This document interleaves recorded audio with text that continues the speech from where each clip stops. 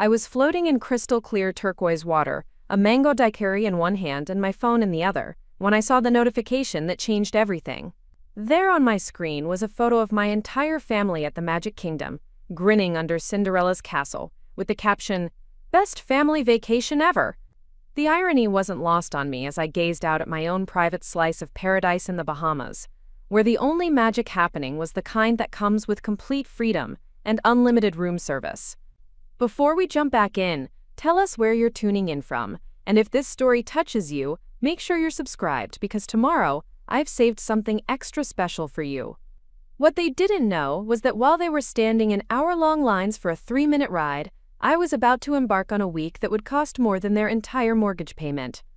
What they also didn't know was that I had been planning this moment for longer than they could imagine, waiting for the perfect opportunity to show them exactly what they had thrown away when they decided I wasn't worth including in their carefully orchestrated family memories. The notification kept buzzing.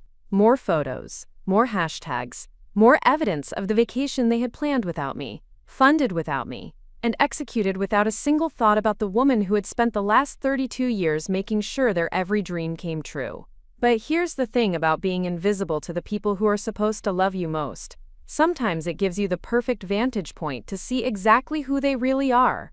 My name is Ethel Crawford, and this is the story of how I discovered that being left behind was actually the greatest gift my family ever gave me. The morning it all began, I was exactly where I had been every morning for the past 3 decades, sitting at my kitchen table with a cup of coffee that had gone cold while I organized everyone else's life. My planner lay open in front of me, color-coded and cross-referenced. A masterpiece of scheduling that ensured my husband Marcus got to his business meetings on time, my daughter Sophia made it to her college classes without missing a beat, and my son Tyler never forgot about basketball practice or academic deadlines. I had built my entire existence around the intricate choreography of their needs, their wants, their schedules, their dreams. For 32 years, I had been the invisible hand that made their lives run smoothly, the background music that they never really heard but would miss if it stopped playing. I was the family coordinator, the emotional manager, the financial planner, the problem solver, and the safety net all rolled into one exhausted 54-year-old woman who had somehow forgotten that she was supposed to have dreams too. That Tuesday morning started like every other. Marcus was rushing around looking for his presentation folder, which I had already placed by his briefcase the night before. Sophia was frantically texting me from her dorm room about a bill that needed to be paid by noon, which I had already scheduled for automatic payment weeks earlier. Tyler was calling from his apartment across town, wondering if I could pick up his dry cleaning, because he had back-to-back meetings with potential sponsors for his photography business. I handled each crisis with the efficiency of a seasoned air traffic controller, moving between phone calls and text messages, while simultaneously preparing Marcus's lunch and transferring money to Sophia's account. This was my life, and I had convinced myself it was a good life because their successes felt like my successes. Their happiness felt like my purpose.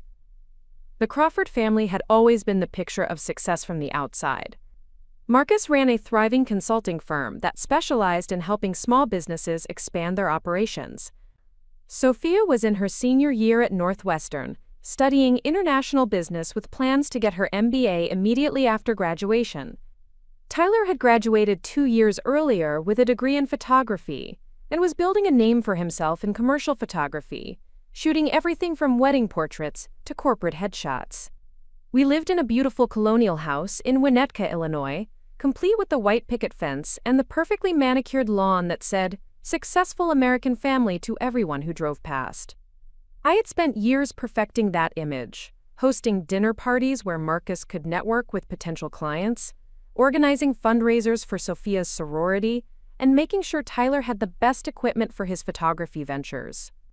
But success, I was learning, could be a very lonely thing when you're the only one working to maintain it while everyone else just enjoys the benefits. The first crack in my perfectly constructed reality appeared during what should have been a routine family phone call. It was a Sunday evening, and I had initiated our weekly family conference call, something I had established years earlier to keep everyone connected despite busy schedules. Marcus was in his home office, Sophia was calling from her dorm, and Tyler was dialing in from his apartment.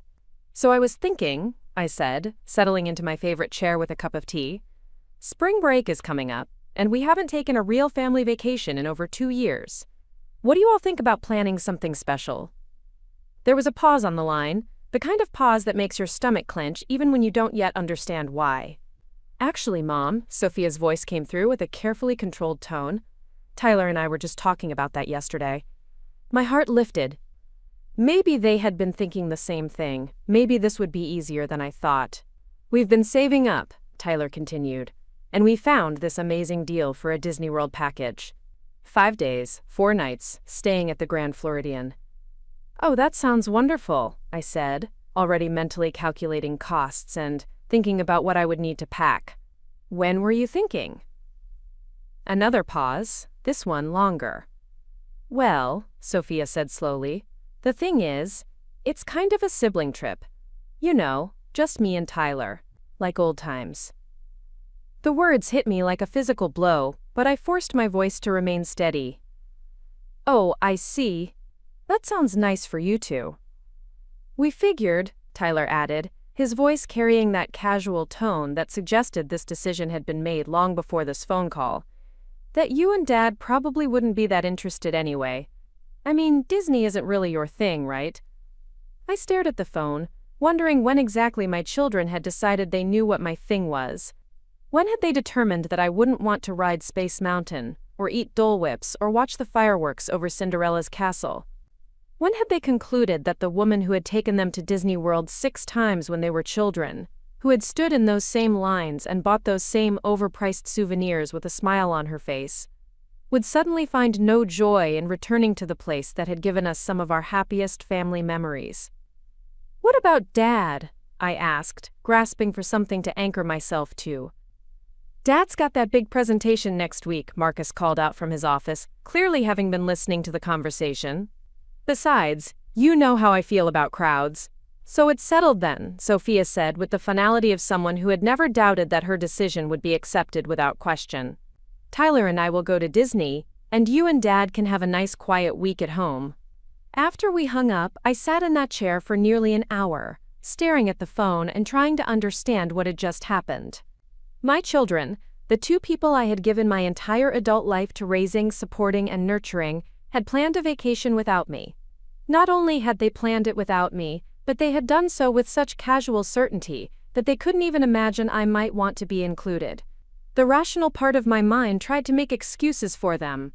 They were adults now, building their own lives, and it was natural for them to want experiences that didn't include their parents.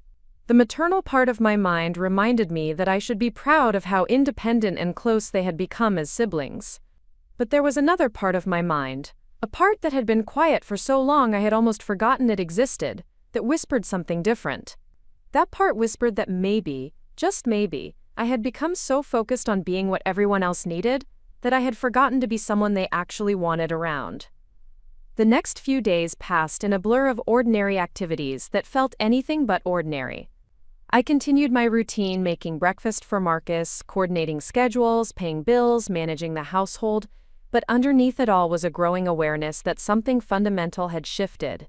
I found myself watching my family with new eyes, paying attention to conversations I had previously dismissed as background noise. I noticed that when Marcus talked about his work, he rarely asked for my input anymore, even though I had helped him build his business from the ground up. I noticed that when Sophia called to complain about professors or roommates, she seemed to view me more as a sounding board than someone whose advice she actually valued. I noticed that Tyler's requests for help had become increasingly transactional, less about connecting with me and more about accessing the services I provided. Slowly, painfully, I began to realize that somewhere along the way, I had transformed from a person into a function. I wasn't Ethel Crawford, woman with her own thoughts, dreams, and desires. I was Mom, the person who handled logistics and provided emotional labor and solved problems and asked for very little in return. The revelation hit me fully one evening when I overheard Marcus on a phone call with his brother. "Yeah, Ethel's got everything under control here," he was saying. "She always does. I swear, sometimes I think she could run the Pentagon with the way she organizes our lives." He said it with affection, even pride, but I heard something else in his tone. He was talking about me the way someone might talk about a really efficient personal assistant. Valuable, certainly. Appreciated, absolutely. But not quite. Essential as a person. That night, after Marcus had gone to bed, I did something I hadn't done in years. I went to my computer and started browsing travel websites. Not researching family-friendly destinations or hotels with good conference facilities for Marcus's business trips. I looked at places I wanted to go, experiences I wanted to have, adventures that called to something deep inside me that I had been ignoring for far too long. I found myself clicking through photos of overwater bungalows in Bora Bora, safari lodges in Kenya, cooking classes in Tuscany, and wellness retreats in Costa Rica. Each image felt like a window into a version of myself that I had never allowed to exist. A woman who traveled for pleasure instead of obligation, who made choices based on her own desires instead of everyone else's needs. But it was a small luxury resort in the Bahamas that stopped my scrolling completely. Compass Cay was a private island that offered week-long retreats for small groups, with accommodations that bordered on the extravagant. The website showed crystal-clear water, pristine beaches, overwater hammocks, and dining experiences that looked like something out of a magazine. The price tag was breathtaking, nearly $15,000 for a week, but as I stared at those photos, I felt something I hadn't experienced in years. I felt desire. Not the practical desire to make someone else happy or solve someone else's problem, but pure, selfish, unapologetic want. I closed the laptop and went to bed, but I couldn't stop thinking about those overwater bungalows and that pristine beach. For the first time in decades, I fell asleep dreaming about something that was entirely, completely mine. The next morning brought the conversation that would change everything. Sophia called during my usual coffee time, her voice bright with excitement. "Mom, guess what? Tyler and I booked the Disney trip. We're going next month, March 15th through 19th. I am so excited I could burst." I felt my chest tighten, but I managed to keep my voice level. Preparing and narrating this story took us a lot of time, so if you are enjoying it, subscribe to our channel. It means a lot to us. Now back to the story. "That's wonderful, sweetheart. I'm sure you'll have a great time. We're staying at the Grand Floridian, and we got the dining plan, and Tyler found this photographer who specializes in sibling shots, so we're going to get some really beautiful pictures taken. Oh, and we're doing the behind-the-scenes tour at Epcot that you always wanted to do, remember?" The casual mention of the Epcot tour hit me like a slap. I had mentioned wanting to do that tour during our last family trip to Disney World, 8 years earlier, when the kids were still in high school. We had run out of time and money by the last day, and I had said wistfully that maybe we could do it next time. There had never been a next time, but apparently there was now just not one that included me. "That sounds amazing," I said, and I meant it even though it hurt. "How are you paying for all this?" "Well, that's the thing," Sophia said, and I could hear the shift in her tone. "We were hoping maybe you could help us out a little bit. I know it's a lot to ask, but Tyler's business is still getting off the ground, and I've got student loans to think about. We figured since you and Dad aren't going, maybe you could contribute what you would have spent on your own trip." I set down my coffee cup with hands that had started to shake. "You want me to help pay for a vacation that I'm not invited on?" "It's not that you're not invited, Mom," Sophia said quickly. "It's just that this is something Tyler and I really want to do together. You know, sibling bonding time. But we thought since family vacations are always something you plan and budget for anyway, this could be like your gift to us." I stared out the kitchen window at the bird feeder I had filled that morning, watching cardinals and blue jays compete for seeds. The metaphor wasn't lost on me. "How much are you asking for?" I said finally. "Well, the total cost is about $6,000, so maybe if you could cover half." $3,000? It would mean the world to us, Mom. $3,000. The amount of money I typically spent on a nice family vacation for all 4 of us. The amount they wanted me to contribute so they could take a vacation without me. "Let me think about it," I said. "Oh, thank you, Mom. I knew you'd understand. You're the best." After she hung up, I sat at that kitchen table for a long time, staring at my cold coffee and feeling something crystallize inside me. It wasn't anger exactly, though anger was certainly part of it. It was more like clarity, the kind of sudden understanding that comes when you finally see a situation for what it really is, instead of what you've been pretending it is. My family didn't want me on their vacation. But they did want my money. They didn't value my presence, but they valued my function as a financial resource. They didn't see me as someone whose company they enjoyed, but they saw me as someone whose generosity they could count on. And the most painful part was that I had trained them to see me this way. For years, I had prioritized their happiness over my own, their dreams over my own, their needs over my own. I had been so afraid of being seen as selfish or demanding that I had taught them to see me as infinitely giving and infinitely available.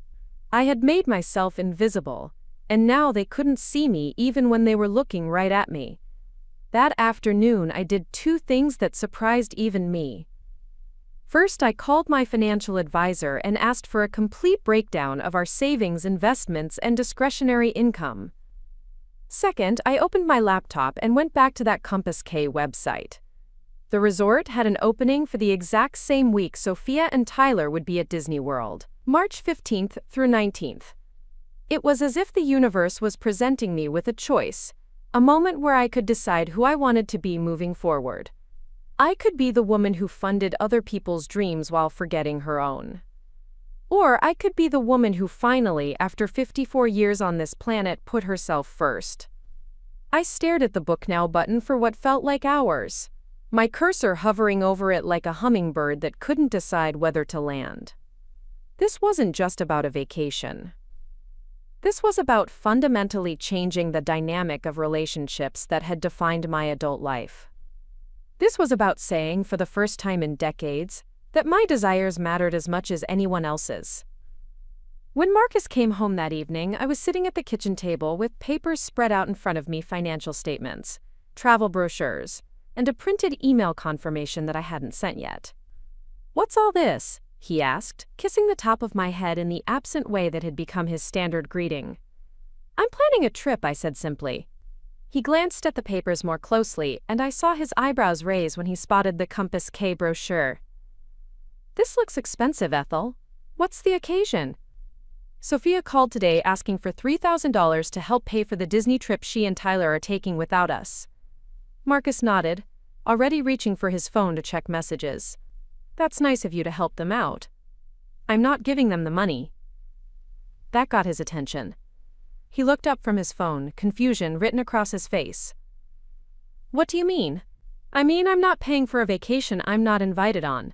Instead, I'm using that money to take my own vacation."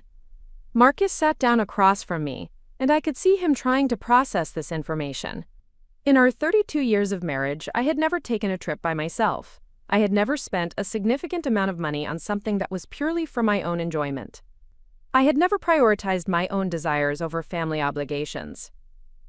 "Ethel," he said carefully, "this seems a bit extreme. The kids just want to have some sibling time." "There's nothing wrong with that." "You're right," I said. "There's nothing wrong with them wanting sibling time, but there's also nothing wrong with me wanting to take a vacation somewhere I've always dreamed of going." "But $15,000, Ethel, that's a lot of money." I looked at him steadily. "It's less than what we've spent on Tyler's photography equipment over the past 2 years. It's less than what we contributed to Sophia's sorority dues and social activities. It's certainly less than what we've invested in your business networking events and conferences." Marcus was quiet for a moment, and I could see him trying to find an argument that didn't sound hypocritical. "This just doesn't seem like you," he said finally. "Maybe that's the problem," I replied. That night, I lay in bed listening to Marcus breathe beside me and thinking about the version of myself that had been emerging over the past few weeks. She was someone I barely recognized, this woman who was willing to disappoint people in order to pursue her own happiness. She was someone who said no to requests that diminished her worth. She was someone who believed she deserved beautiful things, extraordinary experiences, and the kind of luxury that she had spent decades providing for others. I liked her. I liked her a lot. The next morning, I sent the confirmation email for my reservation at Compass K. Then I called Sophia. "Mom, have you thought about what we discussed yesterday?" she asked before I could even say hello. "I have," I said. And I've decided not to contribute to your Disney trip. Silence. Then, what do you mean? I mean, I'm going to be taking my own vacation that week, so I won't be able to help financially. Your own vacation? Where? A private island in the Bahamas. Another silence, longer this time. Mom, are you feeling okay? This doesn't sound like you at all. There it was again. This doesn't sound like you. As if the only acceptable version of me was the one who existed to facilitate other people's experiences while having none of her own. I'm feeling fine, Sophia. I'm feeling like it's time I did something purely for myself. But Mom, we've been planning this for weeks. We've already booked everything. Then I suggest you figure out how to pay for it. Are you seriously going to ruin our vacation because you're having some kind of midlife crisis? The accusation stung, but it also clarified something for me. In Sophia's mind, my refusal to fund her vacation was ruining it. Not planning it without me. Not asking me to pay for something I wasn't invited to. My failure to give her what she wanted was the problem. I'm not ruining anything, sweetheart. I'm just finally doing something for myself. This is so selfish, Mom. This isn't who you are. Maybe it's exactly who I am, I said quietly. Maybe I just forgot for a while. After I hung up, I felt a mixture of sadness and liberation that I wasn't quite prepared for. I was sad that my daughter couldn't understand why I might want to prioritize my own happiness for once. But I was liberated by the realization that her inability to understand didn't change the validity of my choice. Over the next few days, the family reaction was swift and predictable. Tyler called to express his disappointment, his tone suggesting that I was being unreasonable and hurtful. Marcus grew increasingly quiet around the house, treating me with the careful politeness usually reserved for someone who was acting irrationally. Sophia sent me a series of texts that ranged from pleading to accusatory. But none of it changed my mind. If anything, their reactions confirmed that I had made the right choice. For the first time in my adult life, I was prioritizing my own needs, and the people who claimed to love me most were reacting as if I had committed some kind of betrayal. 2 weeks before my departure date, I was sitting on my back porch with a cup of coffee and my travel itinerary when my phone rang. It was my sister Margaret, who lived in Portland and had always been the voice of reason in our family. "Ethel," she said without preamble, "Marcus called me. He says you're having some kind of breakdown." I laughed, surprising myself with how genuinely amused I felt. "Is that what he's calling it?" "He says you're spending $15,000 on a vacation to spite the kids for not inviting you to Disney World." Well, he's half right. I am spending $15,000 on a vacation. But it's not to spite anyone. It's because I want to. Margaret was quiet for a moment. "Ethel, you've never done anything like this before." "Exactly." "What do you mean exactly?" I took a sip of my coffee and looked out at the garden I had planted and maintained for 20 years, every flower chosen with someone else's preferences in mind. I mean that maybe it's time I started doing things I've never done before. Maybe it's time I remembered that I'm a person with my own desires and dreams, not just a support system for everyone else's. But the kids are adults, Margaret. They're perfectly capable of funding their own vacation. They just don't want to, because they know I've always been willing to do it for them. And Marcus? Marcus will survive a week without me managing his schedule and making his meals. It might even be good for him. Margaret sighed. "I'm worried about you, Ethel. This seems so out of character." "Maybe that's the point," I said softly. "Maybe being in character has been the problem all along." We talked for another hour, and by the end of the conversation, I could hear something different in Margaret's voice. Not approval, exactly, but a kind of grudging understanding. "You know what?" she said as we were saying goodbye. "Maybe I'm a little jealous. I can't remember the last time I did something purely for myself." "It's never too late," I told her. After we hung up, I sat on that porch for a long time, thinking about the conversation and about the woman I had been versus the woman I was becoming. The old Ethel would have been devastated by her family's disappointment. She would have apologized, canceled the trip, and written the check for Disney World, while convincing herself that their happiness was more important than her own. But this new Ethel, the one who was emerging from decades of self-neglect, understood something the old one never had. Love shouldn't require you to make yourself smaller. Support shouldn't mean sacrificing your own dreams for someone else's convenience. Being a good mother and wife didn't mean being an invisible one. As I sat there in the fading afternoon light, I realized that I wasn't having a breakdown. I was having a breakthrough. For the first time in my adult life, I was choosing myself, and it felt like coming home to someone I had been waiting my whole life to meet. My flight to Nassau was scheduled for March 14th, one day before Sophia and Tyler's departure for Orlando. As the date approached, the temperature in my house seemed to drop by several degrees. Marcus spoke to me with the careful politeness of someone navigating around a person who had become unpredictable. The kids' phone calls became less frequent and more stilted, as if they were afraid that any conversation might turn into another discussion about my selfish decision. But I felt lighter with each passing day. I had gotten my hair done for the first time in 2 years. Not just trimmed, but actually styled by someone who understood that a 54-year-old woman could still want to feel beautiful. I had bought new clothes for the trip, flowing sundresses and comfortable sandals, and a swimsuit that actually fit properly instead of the practical one-piece I had been wearing for the past decade. Most importantly, I had started planning activities for my week away. Not logistics for other people, but experiences I wanted to have. I had booked a sunset sail, a cooking class with the resort's chef, a spa day that included treatments I couldn't even pronounce, and several excursions to explore the surrounding islands. For the first time in decades, I was thinking about a vacation in terms of what I wanted to do rather than what would make everyone else happy. The night before my departure, Marcus finally broke his careful silence. "I still don't understand why you're doing this," he said as I finished packing my suitcase.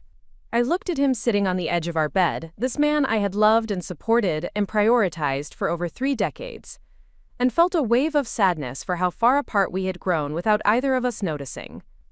"Marcus," I said gently, "when was the last time you asked me what I wanted?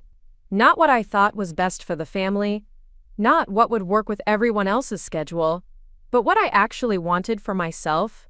He was quiet for a long moment, and I could see him searching his memory. "I don't know," he said finally. "Neither do I. And that's why I'm doing this." I zipped up my suitcase and set it by the bedroom door, then sat down beside him on the bed. "I love our family," I said. "I love you, and I love the kids, and I'm proud of everything we've built together. But somewhere along the way, I stopped being a person and became a function. I became the woman who handles things, who makes sacrifices, who says yes to everything and asks for nothing in return." Marcus looked uncomfortable, shifting on the bed and avoiding my eyes. "That's not true," he said. "We appreciate everything you do. I know you do, but appreciation isn't the same as seeing me as a whole person with my own needs and desires. When was the last time any of you were interested in something I wanted to do? When was the last time someone asked about my dreams instead of my availability to help with theirs?" He didn't have an answer because there wasn't one. "This trip isn't about punishing anyone," I continued. "It's about remembering who I am outside of being your wife and their mother. It's about proving to myself that I'm worth more than just the services I provide." That night I barely slept, but it wasn't from anxiety. It was from excitement, pure, childlike excitement about the adventure that awaited me. I felt like a teenager sneaking out of the house. Except I was 54 years old, and sneaking into my own life. The next morning, Marcus drove me to the airport in a silence that felt heavy with things neither of us quite knew how to say. As he pulled up to the departure curb, he finally spoke. "Ethel, I hope you know that we do love you." I leaned over and kissed his cheek, tasting the familiar scent of his aftershave and feeling a complicated mixture of love and pity. "I know you do," I said, "but I'm hoping that when I come back you'll remember how to show it in ways that don't require me to disappear." As my plane lifted off from O'Hare, I pressed my face to the window and watched Chicago shrink below me. With each mile of distance, I felt something loosening in my chest, as if I had been holding my breath for years and could finally exhale. I was flying towards something I had never allowed myself to have. A week that belonged entirely to me. A week where every decision would be based on my own desires, Every moment would be lived for my own pleasure. Every experience would be chosen, because it brought me joy. For the first time in my adult life, I was traveling not as someone's wife or someone's mother, but as Ethel Crawford, a woman who was finally ready to discover what she had been missing all along. The plane banked toward the south, carrying me away from a life of service and toward a week of pure, unapologetic selfishness. And as the coastline of Florida appeared below us, I smiled to myself and thought about the photos I would soon be posting, the memories I would soon be making, and the woman I was finally allowing myself to become. They had left me behind, but I was no longer following anyway. I was flying toward my own horizon, and it was more beautiful than anything I had ever imagined. The flight to Nassau felt like crossing into another dimension, one where Ethel Crawford was allowed to exist as more than just a facilitator of other people's experiences. As the plane descended through cotton ball clouds toward the brilliant blue expanse of the Caribbean, I found myself pressing my palms against the small window like a child seeing snow for the first time. Below me stretched an endless canvas of turquoise and sapphire, dotted with islands that looked like emeralds scattered across silk. I had flown many times before, of course, but always with purpose that belonged to someone else. Business trips where I accompanied Marcus to networking conferences, family vacations where my attention was divided between making sure everyone had their passports and managing the inevitable meltdowns that came with coordinating multiple schedules and preferences. This was different. This flight belonged entirely to me, carrying me toward a week where the only person I needed to please was myself. The woman sitting next to me, an elegant silver-haired lady reading a mystery novel, glanced over as I fumbled with my phone to capture the view. "First time to the Bahamas?" she asked with a knowing smile. "First time anywhere by myself," I admitted, then immediately felt embarrassed by the confession. At 54, shouldn't I have figured out how to travel solo decades ago? But she didn't look surprised or judgmental. Instead, her smile widened. How wonderfully liberating that must feel. "I'm Margaret Sinclair, and I've been taking solo trips for 15 years, ever since my husband passed. There's nothing quite like the freedom of answering to no one but yourself." We spent the remainder of the flight talking about travel, about the joy of eating dinner at whatever time you choose, of changing plans without consulting anyone, of spending an entire day reading on a beach without feeling guilty about being unproductive. Margaret had visited Compass Cay twice before and regaled me with stories of swimming with nurse sharks, dining on freshly caught lobster while watching the sunset, and sleeping in until noon simply because she could. "The staff there understands luxury in a way that goes beyond thread counts and champagne service," she said as we began our descent. "They understand that true luxury is the permission to be completely, authentically yourself." As we disembarked in Nassau, Margaret pressed a business card into my hand. "Call me when you get back to Chicago," she said. "I have a feeling you're going to need someone to talk to who understands what it's like to discover yourself after decades of being invisible." The short connecting flight to Compass Cay was aboard a small seaplane that skimmed just above the water, offering views that belonged in a travel magazine. The pilot, a cheerful Bahamian man named Samuel, pointed out various islands and shared stories about the local wildlife, the best snorkeling spots, and the legendary rum punches served at the resort. As we approached Compass Cay, I could see the overwater bungalows that had captured my imagination weeks earlier, connected by wooden walkways that stretched out over the crystal-clear lagoon like fingers reaching toward the horizon. The resort's welcome was unlike anything I had ever experienced. As the seaplane touched down at the private dock, I was greeted by name by a woman named Celeste, the guest relations manager, who handed me a chilled towel and a glass of champagne, while porters whisked my luggage away with efficiency that seemed almost magical. "Welcome to Compass Cay, Mrs. Crawford," Celeste said in the musical accent that made even ordinary words sound like poetry. "We are so honored to have you with us this week. Your bungalow is ready, and we've prepared a special welcome amenity since this is your first visit to our little slice of paradise." My bungalow was everything the photographs had promised and more. Built on stilts over the lagoon, it featured floor-to-ceiling windows that offered 360-degree views of the water. The bed was positioned so that I could lie down and watch tropical fish swimming beneath the glass floor panels. A private deck extended from the main room, complete with a hammock, outdoor shower, and steps that led directly down into the lagoon. But it was the silence that took my breath away. Not the oppressive silence of an empty house where everyone had forgotten to include you, but the peaceful silence of a place where the only sounds were waves lapping against the bungalow supports and the distant calls of seabirds. For the first time in decades, there were no schedules to coordinate, no phone calls to answer, no one else's needs to anticipate and manage. I unpacked slowly, hanging my new sundresses in the walk-in closet and arranging my toiletries in the marble bathroom that was larger than some hotel rooms I had stayed in with my family.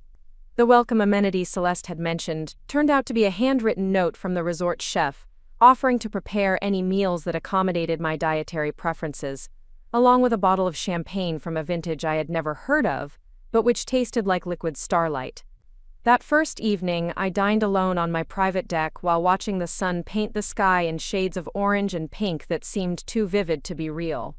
The meal had been prepared specifically for me by Chef Antoine, a consultation that had involved 20 minutes of discussion about flavor preferences, dietary restrictions, and the simple question of what would make me happiest. The result was a feast of local seafood, tropical fruits and vegetables I couldn't identify, but which tasted like they had been picked moments before serving. As I savored each bite and watched the sky deepen from coral to purple to indigo, I realized that I couldn't remember the last time I had eaten a meal that was prepared entirely for my enjoyment. At home, dinner was always about balancing everyone's preferences, accommodating Marcus's business schedule, making sure there were options that Sophia and Tyler would eat when they visited. Even when I cooked my favorite foods, I was always conscious of whether others would enjoy them, always ready to adjust seasonings or side dishes to please the family palate. This meal was mine. Chosen for me, prepared for me, served to me without consideration for anyone else's preferences or schedule. It was such a simple pleasure, yet it felt revolutionary. After dinner, I called Marcus to let him know I had arrived safely. He answered on the fourth ring, his voice distracted. "Oh, Ethel, good. How was the flight?" "Beautiful. The resort is incredible, Marcus. I'm sitting on a deck that extends out over a lagoon, and I can see tropical fish swimming underneath the floor." "That's nice. Listen, I can't find the insurance paperwork for the house. Do you remember where you filed it?" I closed my eyes and felt something familiar rise in my chest. Even from 1,500 miles away, even during a conversation about my exotic vacation, the focus had immediately shifted to what I could do for him. "It's in the filing cabinet in your office, in the folder marked Property Insurance 2024, I said automatically. "Great, thanks." "Oh, and Tyler called looking for the contact information for that client you helped him land last year. I told him I'd ask you for it." "Marcus," I said slowly, "I'm on vacation." I know. I just figured you might have the information handy." "I'm sitting on a private deck in the Bahamas, drinking champagne and watching the sunset. I don't have client contact information handy." There was a pause, and I could almost hear him trying to process the idea that I might not be available to provide immediate assistance with random requests. "Right, of course." "Well, enjoy your dinner." After we hung up, I sat in the gathering darkness and felt the familiar weight of family obligation trying to settle back onto my shoulders. The old Ethel would have immediately called Tyler with the contact information, would have made a mental note to reorganize the filing system when she got home, would have spent the rest of the evening checking her phone in case anyone else needed something. Instead, I turned off my phone and poured myself another glass of champagne. The next morning, I woke naturally as sunlight streamed through the windows of my overwater bungalow, with no alarm clock and no immediate obligations. The sensation was so foreign that for a moment I felt disoriented, my body conditioned after decades to wake up with a mental checklist already forming. But gradually, as I remembered where I was and why I was there, a sense of peaceful possibility settled over me like a warm blanket. I had breakfast delivered to my deck, a selection of tropical fruits, fresh pastries, and coffee that tasted like it had been grown on the island itself. As I ate, I watched a small reef shark glide gracefully beneath my bungalow, its movements hypnotic in the clear water. At home, I would have been rushing through breakfast while checking emails and planning the day's logistics. Here, I could take as long as I wanted, could sit in my silk pajamas and watch marine life, while considering what kind of adventure I felt like having. My first excursion was a snorkeling trip to a nearby coral reef, something I had always wanted to do but had never prioritized during family vacations that focused on activities everyone could enjoy together. Our guide, a young Bahamian woman named Coral, led a group of 6 guests to a reef system that looked like an underwater garden, populated with fish in colors I hadn't known existed in nature. Floating above that reef, breathing through a snorkel and watching tropical fish dart between brain coral and sea fans, I felt a sense of wonder that I had forgotten was possible. This was exploration for the pure joy of discovery, adventure undertaken simply because it called to something deep inside me. No one was depending on me to navigate, to keep track of equipment, to manage logistics or mediate preferences. I could simply exist in the moment, mesmerized by the alien beauty of this underwater world. After lunch, I had my first spa appointment, a massage that took place in an open-air pavilion overlooking the ocean. The therapist, a serene woman named Luna, worked out knots in my shoulders and back that I hadn't even realized were there, tension that had accumulated from years of carrying the weight of everyone else's problems. "You hold stress in your upper back," Luna observed as she worked. "This is common in women who take care of many people. Your body remembers every burden you have carried for others." As her hands worked to release muscles that had been tight for years, I felt emotions bubbling up that I hadn't expected. Not sadness exactly, but a kind of grief for the woman I had been, always tense, always ready to spring into action to solve someone else's problem. Luna worked in silence, intuitive enough to understand that this was about more than physical tension. When the massage ended, I felt lighter than I had in years, as if I had literally been carrying a weight that had finally been lifted. I spent the afternoon in a hammock on my deck, reading a novel I had chosen purely for pleasure, not because it was on a book club list or because it would provide conversation topics for dinner parties. Just a simple romance novel with a happy ending, the kind of book I had once loved but had stopped reading because it seemed frivolous compared to the biographies and business books that lined our shelves at home. That evening, I joined other resort guests for dinner at the main restaurant, something I had been nervous about but which turned out to be effortlessly pleasant. I was seated at a table with Margaret Sinclair, the woman from my flight, and 2 other solo travelers, David, a recently retired professor from Vancouver, and Elena, a businesswoman from London who was celebrating a major career achievement. The conversation flowed easily, covering travel experiences, favorite books, career adventures, and life philosophies. What struck me most was how naturally I participated, offering opinions and sharing stories without the constant internal editing that had become second nature in my interactions at home. I wasn't monitoring the conversation to make sure everyone else was comfortable, wasn't deflecting attention from myself to focus on others' interests. I was simply present as myself, and these strangers seemed genuinely interested in what I had to say. "It's remarkable," Elena observed over dessert, "how different we can become when we step outside our usual roles. I'm a completely different person when I travel alone than when I'm managing my team at work." "I was just thinking the same thing," I said. "At home, I'm constantly in problem-solving mode, anticipating what everyone else needs. Here, I'm remembering what it feels like to just be myself." David raised his wine glass. "To the luxury of being exactly who we are, without apology or explanation." We all clinked glasses, and I felt a warmth that had nothing to do with the wine. These people barely knew me, yet they were celebrating the authentic version of myself that I was just beginning to rediscover. After dinner, I took a long walk along the beach, my feet sinking into sand that was still warm from the day's sun. The moon was nearly full, casting a silver path across the water that seemed to lead toward infinite possibilities. I thought about my family, probably settling into their hotel at Disney World, and felt something I hadn't expected: genuine happiness for them, uncomplicated by resentment or hurt feelings. They were having their adventure, and I was having mine. For the first time, it felt like an even exchange rather than a rejection. The third day brought a cooking class with Chef Antoine, an experience that epitomized everything I was discovering about the difference between service and pleasure. At home, cooking was a daily obligation, a task to be completed efficiently while juggling other responsibilities. I planned meals around everyone else's preferences, shopped with budget constraints and dietary restrictions in mind, and prepared food as quickly as possible so I could move on to the next item on my endless to-do list. This cooking class was pure joy.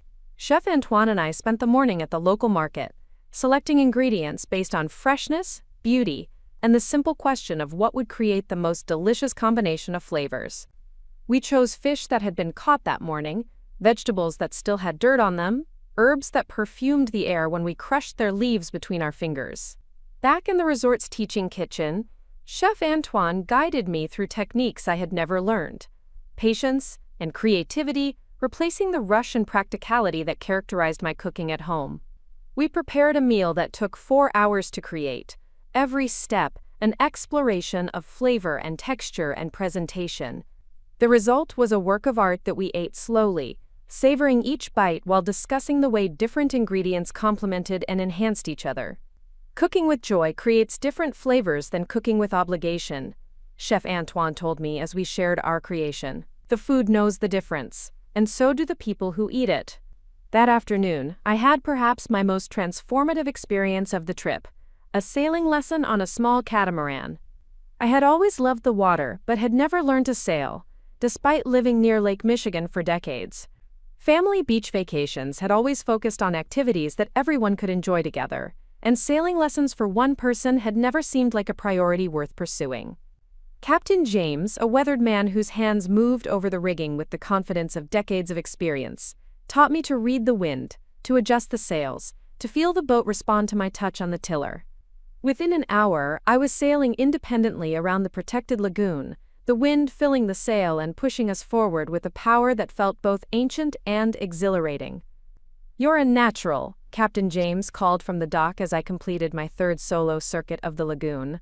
"Some people fight the wind, try to force the boat to do what they want. You're learning to work with it, to let it teach you." As I sailed that small catamaran around the crystal-clear lagoon, I understood what he meant. This wasn't about conquering or controlling, but about partnership, about learning to read the signs and respond with intuition rather than force. It was a metaphor that extended far beyond sailing, a lesson about the difference between fighting against life and learning to move with it gracefully. That evening, I called Sophia, curious about how their Disney vacation was progressing. She answered while waiting in line for Space Mountain, her voice bright with excitement. "Mom, this place is incredible. We're having the best time. Tyler got us fast passes for all the good rides, and we've already done the Haunted Mansion 3 times. And the food is so good, we've been eating our way through Epcot all day." I listened to her describe their adventures, and to my surprise, I felt genuinely happy for them. The hurt and resentment that had driven my initial decision to take this solo trip had been replaced by something more peaceful. They were having exactly the vacation they had wanted, and so was I. "That sounds wonderful, sweetheart. I'm so glad you're enjoying yourselves. What about you? How's your fancy resort?" I looked out at the moonlight, reflecting off the lagoon, at the gentle lights of my overwater bungalow, at the dinner table where I had just shared a meal with interesting people who had become fast friends. "It's perfect," I said simply. "Good. You deserve a nice vacation, Mom. I'm sorry we didn't think to invite you to Disney. I guess we just assumed you wouldn't be interested." There was something in her tone that suggested the beginning of understanding, a recognition that perhaps they had made assumptions about my desires without actually asking what I wanted. "I probably wouldn't have been interested in the same kind of Disney trip you and Tyler wanted," I said honestly. "But it would have been nice to be asked." "Yeah, I can see that now. Maybe next time we could plan something we'd all enjoy." After we hung up, I sat on my deck with a glass of wine and felt something settling inside me. This wasn't about winning or proving a point. It was about rediscovering my own capacity for joy, my own worthiness of beautiful experiences, my own right to prioritize my happiness. The 4th day brought an adventure that would have been impossible during a family vacation.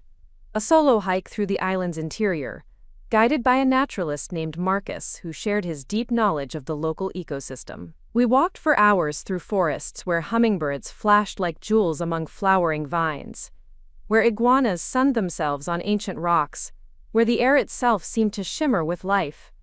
Marcus taught me to identify bird calls, to spot the subtle signs that indicated fresh water, to understand the complex relationships between the various plants and animals that made this small island their home.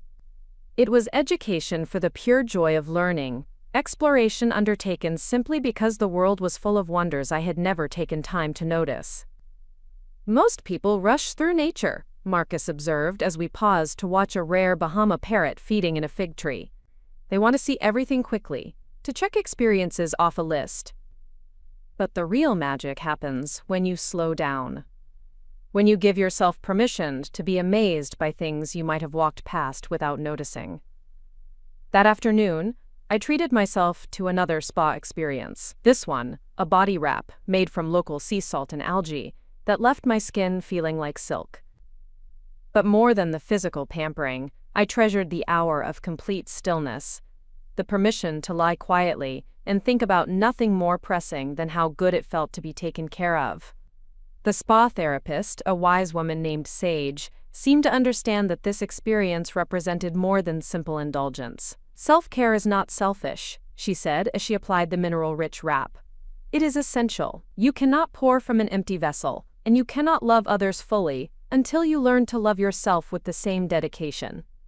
As the treatment worked its magic, I thought about the years I had spent believing that self-sacrifice was the highest form of love, that putting everyone else's needs before my own was the mark of a good mother and wife. But lying there in that peaceful treatment room, I began to understand that perhaps the opposite was true. Perhaps learning to value myself, to prioritize my own well-being, would actually make me more capable of loving others in healthy, sustainable ways. That evening, the resort hosted a beach barbecue with live music performed by local musicians. I danced barefoot in the sand to calypso rhythms, laughing with my fellow guests and feeling more alive than I had in years. David, the retired professor, turned out to be an excellent dancer who taught me steps I had never learned, while Elena and Margaret cheered us on from chairs positioned around a bonfire that painted everyone's faces in warm, golden light. "You're glowing," Margaret observed as I collapsed breathlessly into a chair beside her, accepting a rum punch that tasted like liquid vacation. "I feel like I'm glowing," I admitted. "I feel like I'm becoming someone I always had the potential to be but never gave myself permission to become." "That's the real magic of solo travel," Elena said, raising her glass in a toast. "It strips away all the roles and expectations and reveals who you actually are underneath all of that." As the evening wound down and the musicians packed away their instruments, I walked slowly back to my bungalow, my feet still sandy from dancing, my heart still light from an evening of pure fun. The old Ethel would have spent such an evening making sure everyone else was having a good time, monitoring conversations to ensure no one felt left out, cleaning up after others, and managing logistics. This new Ethel had simply shown up and enjoyed herself, contributing to the collective joy without feeling responsible for orchestrating it. My phone buzzed with a text from Tyler. "Hope you're having a good time, Mom. Wish we could see some photos of your fancy resort." I smiled and spent a few minutes selecting pictures to send. The view from my overwater bungalow, the sunset from my private deck, a selfie of me with my snorkeling gear and a genuine smile that reflected pure happiness. Within minutes, my phone was buzzing with responses from both kids, expressing amazement at the beauty of my surroundings and what sounded like genuine happiness for my experience. But it was Marcus's response that surprised me most. "You look beautiful, Ethel. Happy. I can't remember the last time I saw that expression on your face." I stared at that message for a long time, feeling a complex mixture of sadness and hope. Sadness that it had taken a solo vacation in paradise for my husband to notice that I hadn't been truly happy in years. Hope that perhaps this week away would create space for both of us to remember who we had been before we became so focused on maintaining the machinery of family life that we forgot to nurture our actual relationship. The fifth day dawned cloudy and breezy, perfect weather for the deep-sea fishing expedition I had booked. I had never been fishing before, another activity that had never made it onto our family vacation itineraries because it wasn't something everyone would enjoy. But I had been drawn to the idea of spending hours on the open ocean, learning a skill that required patience and intuition, rather than multitasking and efficiency. Captain Rodriguez, a third-generation fisherman whose family had worked these waters for decades, taught me to read the ocean, to understand how wind and current and the behavior of seabirds could indicate where fish might be feeding. We spent 4 hours on his boat, during which I caught 2 snappers and a small grouper, but more importantly, I learned to appreciate the meditative quality of fishing, the way it demanded complete presence in the moment. The fish teach you patience, Captain Rodriguez explained as we cleaned our catch. They teach you that some things cannot be rushed, cannot be forced. You can only create the right conditions and then wait with faith. That afternoon, I prepared my catch with Chef Antoine, learning to fillet the fish properly and season it with local spices that complemented rather than masked its delicate flavor. We grilled it simply and served it with rice and beans and vegetables from the resort's garden, a meal that connected me directly to the island and the ocean in a way that no restaurant experience ever could. As I ate fish I had caught myself, prepared with my own hands, I thought about the profound satisfaction that came from this kind of direct engagement with my own sustenance. At home, meals were often quick affairs between other obligations, food chosen for convenience and speed rather than connection and nourishment. This meal was different. It represented time invested, skills learned, experiences embraced for their own sake, rather than for their efficiency. That evening, I had dinner with a couple from Germany who were celebrating their 30th wedding anniversary. Hans and Greta had been traveling together for decades, but they spoke with enthusiasm about the solo trips each of them took every year, adventures they pursued individually that enriched their shared life. "People think it is strange," Greta explained over wine that paired perfectly with the evening's seafood special. "They ask why we do not always travel together. But we have learned that coming back together after time apart makes us appreciate each other more. We have new stories to share, new perspectives to bring to our relationship." Hans nodded enthusiastically. When Greta returns from her painting retreats in Tuscany, she brings home a happiness that reminds me why I fell in love with her. When I come back from my hiking trips in the Alps, I see our life together with fresh eyes. Their words sparked something in me. A realization that perhaps the strength of a relationship wasn't measured by how much time you spent together, but by how much joy and growth each person brought to the partnership. I thought about Marcus and our decades together, how we had become so focused on coordinating our lives that we had stopped enriching each other's experiences. After dinner, I called him, but instead of our usual exchange of logistics and status updates, I told him about my fishing expedition, about the satisfaction of catching and preparing my own meal, about the way the ocean had looked at sunset with dolphins playing in our wake. "You sound different," he said when I finished describing my day. "Different? How?" "Excited. Engaged. Like you're having adventures instead of just managing logistics." "I am having adventures. And Marcus, I think I've forgotten how to have adventures at home. I think we both have." There was a long pause, and when he spoke again, his voice was thoughtful in a way it hadn't been in years. "Maybe when you come home, we could figure out how to change that." It was the first conversation we had had in months that felt like it was between two people who genuinely liked each other, rather than two people coordinating the business of shared life. And for the first time since I had booked this trip, I found myself actually looking forward to going home. Not because I missed my old life, but because I was curious about what kind of life I might build with this new understanding of myself.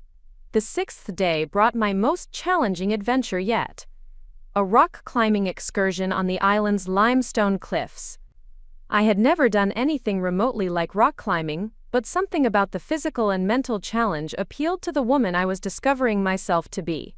Our guide, an athletic young woman named Storm, fitted me with a harness and helmet and taught me the basics of reading the rock, finding handholds, trusting my equipment and my own strength. The first route was relatively easy, more of a steep walk than actual climbing, but even that small accomplishment filled me with a sense of pride I hadn't experienced in years. With each route, Storm encouraged me to attempt something slightly more challenging, teaching me to push past the voice in my head that said I was too old, too inexperienced, too risk-averse for such adventures. "Fear is just information," Storm told me as I hesitated at the base of a route that looked impossibly vertical. "It's telling you to pay attention, to be careful, but it doesn't have to stop you. The question isn't whether you're afraid, but whether you trust yourself to handle whatever comes next." I made it halfway up that route before my arms gave out and I had to rappel down, but even that partial success felt like a victory. I had attempted something that 6 months earlier would have seemed completely outside the realm of possibility for Ethel Crawford, suburban wife and mother. I had trusted my own strength, relied on my own judgment, pushed myself beyond my comfort zone, simply because the challenge called to something in me that had been dormant for too long. That afternoon, as I soaked my sore muscles in the outdoor bathtub on my deck, I reflected on how much I had changed in just 6 days. The woman who had arrived at this resort had been someone who defined herself entirely through her relationships to others, who measured her worth by her usefulness, who had forgotten that she was a person with her own desires and capabilities. This woman, the one soaking in a tub overlooking a lagoon where tropical fish swam beneath her overwater bungalow, was someone I was still getting to know. She was brave enough to try new things, confident enough to dine alone, adventurous enough to climb rocks and sailboats and swim with sharks. She was someone who could appreciate luxury without guilt, who could prioritize her own pleasure without apology, who could exist fully in the moment without constantly managing everyone else's experience. I thought about the photo Sophia and Tyler had posted from Disney World the day before, showing them grinning in front of the Millennium Falcon at Galaxy's Edge. They looked happy, genuinely happy, in a way that suggested they were having exactly the vacation they had wanted. And I was having exactly the vacation I had wanted too. For the first time in our family's history, everyone had gotten what they actually desired instead of compromising to accommodate the lowest common denominator. That evening's dinner was a private affair on my deck, prepared by Chef Antoine as a farewell feast. He had created a menu that incorporated all of my favorite discoveries from the week: the local fish I had learned to catch and prepare, tropical fruits I had never tasted before, vegetables grown in the resort's garden that I had helped harvest during my cooking class. As I savored each course while watching the sun set over the Caribbean, I felt a deep sense of gratitude, not just for the experiences I had enjoyed, but for the woman I had rediscovered. This week hadn't been about escaping my life so much as remembering that I was someone worth investing in, someone whose happiness mattered, someone who deserved beautiful experiences and new adventures and moments of pure joy. My phone buzzed with a text from Margaret, the woman from my flight who was staying at a resort on a neighboring island. "I hope this week has been as transformative for you as it looks like it's been. You've inspired me to book a solo trip to Morocco next month." I smiled and typed back, "It's been life-changing, and Morocco sounds incredible. I think I'm going to start planning my next solo adventure before I even get home." As I sent that message, I realized that was exactly what I intended to do. This week in paradise hadn't been a one-time escape from my regular life. It had been an awakening to the kind of life I wanted to create moving forward, one where I was the protagonist of my own story rather than a supporting character in everyone else's. My last morning at Compass K arrived with the kind of perfect sunrise that makes you believe the universe has been saving its best work for exactly this moment. I woke without an alarm in my overwater bungalow, the gentle sounds of waves beneath my floor and seabirds calling across the lagoon creating nature's own symphony. For a moment I lay still in the Egyptian cotton sheets, watching tropical fish swim lazily beneath the glass panels, and marveled at how completely I had adapted to this rhythm of waking naturally, moving slowly, responding to my body's needs rather than external demands. The woman who had arrived here 7 days ago would have been frantically packing, checking departure times, coordinating transportation, and managing the anxiety of re-entry into her regular life. This woman, the one I had become or perhaps rediscovered, was savoring these final hours, treating them as precious rather than stressful. I had learned to inhabit time differently here, to let moments expand and breathe instead of rushing through them toward the next obligation. I prepared for my departure with the same deliberate pleasure I had brought to every other activity this week. Instead of throwing clothes haphazardly into my suitcase, I folded each sundress carefully, remembering the meals where I had worn it, the adventures it had accompanied, the conversations it had witnessed, the flowing blue dress that had carried me through my first dinner with new friends, the coral-colored sundress I had worn while learning to sail, the white linen pants that had gotten sandy during the beach barbecue where I had danced until my feet hurt and my heart soared. Each piece of clothing had become associated with a version of myself that I was determined not to leave behind on this island. The woman who had worn these outfits was confident, adventurous, worthy of beautiful experiences and new challenges. She was someone who said yes to opportunities that scared her, who trusted her own judgment, who believed she deserved joy not as a reward for service, but as a fundamental human right. As I packed, I found myself placing my old clothes, the practical pieces I had worn for the journey here, at the bottom of the suitcase. They felt like costumes from a play I was no longer interested in performing, uniforms from a job I had resigned without quite realizing it. The woman who had worn those clothes had been someone who made herself small, who apologized for taking up space, who measured her worth by her usefulness to others. The transformation hadn't been dramatic or sudden. There had been no lightning bolt moment of revelation, no single experience that had completely rewritten my understanding of myself. Instead, it had been accumulative, like layers of sediment building up until they formed new terrain. Each small choice to prioritize my own pleasure, each moment of allowing myself to be seen and appreciated, each experience of competence and capability had contributed to a fundamental shift in how I saw myself and what I believed I deserved. Breakfast on my final morning was served on my private deck, prepared by Chef Antoine as a personal farewell.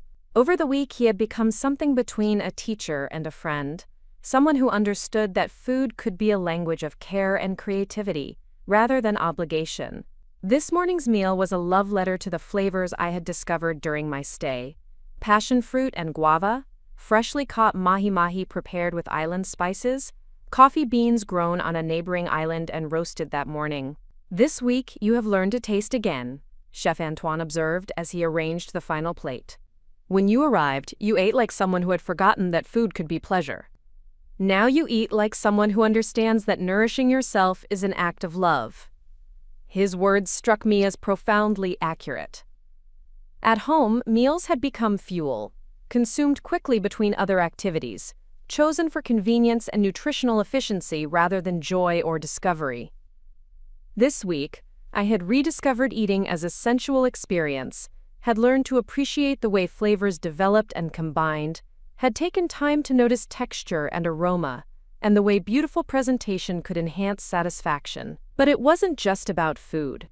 I had relearned how to experience pleasure in general, how to receive beauty and luxury and attention without the guilt that had shadowed every indulgence for decades. The old Ethel would have felt uncomfortable being served breakfast on a private deck, would have insisted on clearing her own plates, would have apologized for taking up so much of the chef's time. This new Ethel accepted the attention gracefully, understanding that allowing others to care for her was not selfishness, but a form of reciprocity that honored their expertise and hospitality. After breakfast, I took a final swim in the lagoon, floating on my back while staring up at a sky so blue it seemed artificial. The water was perfectly warm, the color of liquid emeralds, so clear I could see every detail of the coral formations below. Schools of tropical fish moved beneath me like living confetti, their colors so vivid they seemed to have been painted by someone with access to pigments that didn't exist in the ordinary world. As I floated there, I thought about the various activities and adventures that had filled my week. The snorkeling expedition where I had discovered underwater caves that looked like cathedrals. The cooking classes where I had learned that creativity in the kitchen could be a form of meditation. The sailing lessons that had taught me about partnership with natural forces rather than dominance over them. The rock climbing that had shown me I was stronger and braver than I had believed possible. Each experience had been a small rebellion against the version of myself I had inhabited for decades. The woman who had believed she was too old for new adventures, too inexperienced for physical challenges, too practical for luxury, too responsible for pure pleasure. This week had systematically dismantled those limiting beliefs, not through argument or analysis, but through direct experience of their falseness. I had climbed rocks and sailed boats and caught fish and danced on beaches. I had eaten foods I couldn't pronounce and learned skills I had never imagined attempting. I had made friends with strangers and discovered that I was interesting enough to hold my own in conversations with accomplished worldly people. I had spent money on myself without guilt and enjoyed luxury without apology. More importantly, I had learned to be alone without being lonely. The old Ethel had equated solitude with rejection, had interpreted time by herself as evidence that she wasn't wanted or needed by others. This week had taught me the difference between being alone and being lonely, had shown me that solitude could be a choice rather than a punishment, a space for self-discovery rather than isolation. In the early afternoon, I had my final spa treatment, a massage that felt like a benediction for the week's transformation. Sage, the therapist who had worked with me twice before, seemed to understand that this session was about integration, rather than just relaxation, about helping me embody the changes I had experienced, rather than simply relieving physical tension. "You carry yourself differently now," she observed as her hands worked to release the last traces of stress from my shoulders and neck. "When you first came here, your body was armored, ready for the next demand or emergency. Now you move like someone who trusts that she is safe, that she has time to breathe." As her skilled hands worked, I reflected on the truth of her observation. The constant state of hypervigilance that had characterized my daily life at home, the way I had moved through the world perpetually ready to solve problems and meet needs, had given way to something more relaxed and trusting. I had learned to inhabit my body as a source of pleasure rather than just a tool for service. The massage concluded with a ceremony that Sage had created specifically for guests who were transitioning back to their regular lives after transformative experiences. She anointed my forehead with essential oils that smelled like paradise, and spoke words of intention about carrying the peace and joy I had found back into my daily world.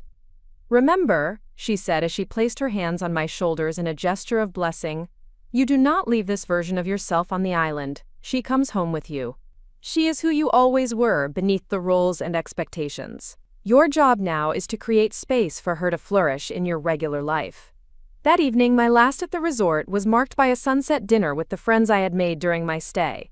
Margaret, Elena, David and I gathered at a table positioned to capture the full spectacle of the Caribbean sunset, and we lingered over our meal as the sky transformed through every possible shade of gold and orange and pink. The conversation was rich and meandering, covering everything from travel plans to life philosophy, to the books we had read that had changed our perspectives.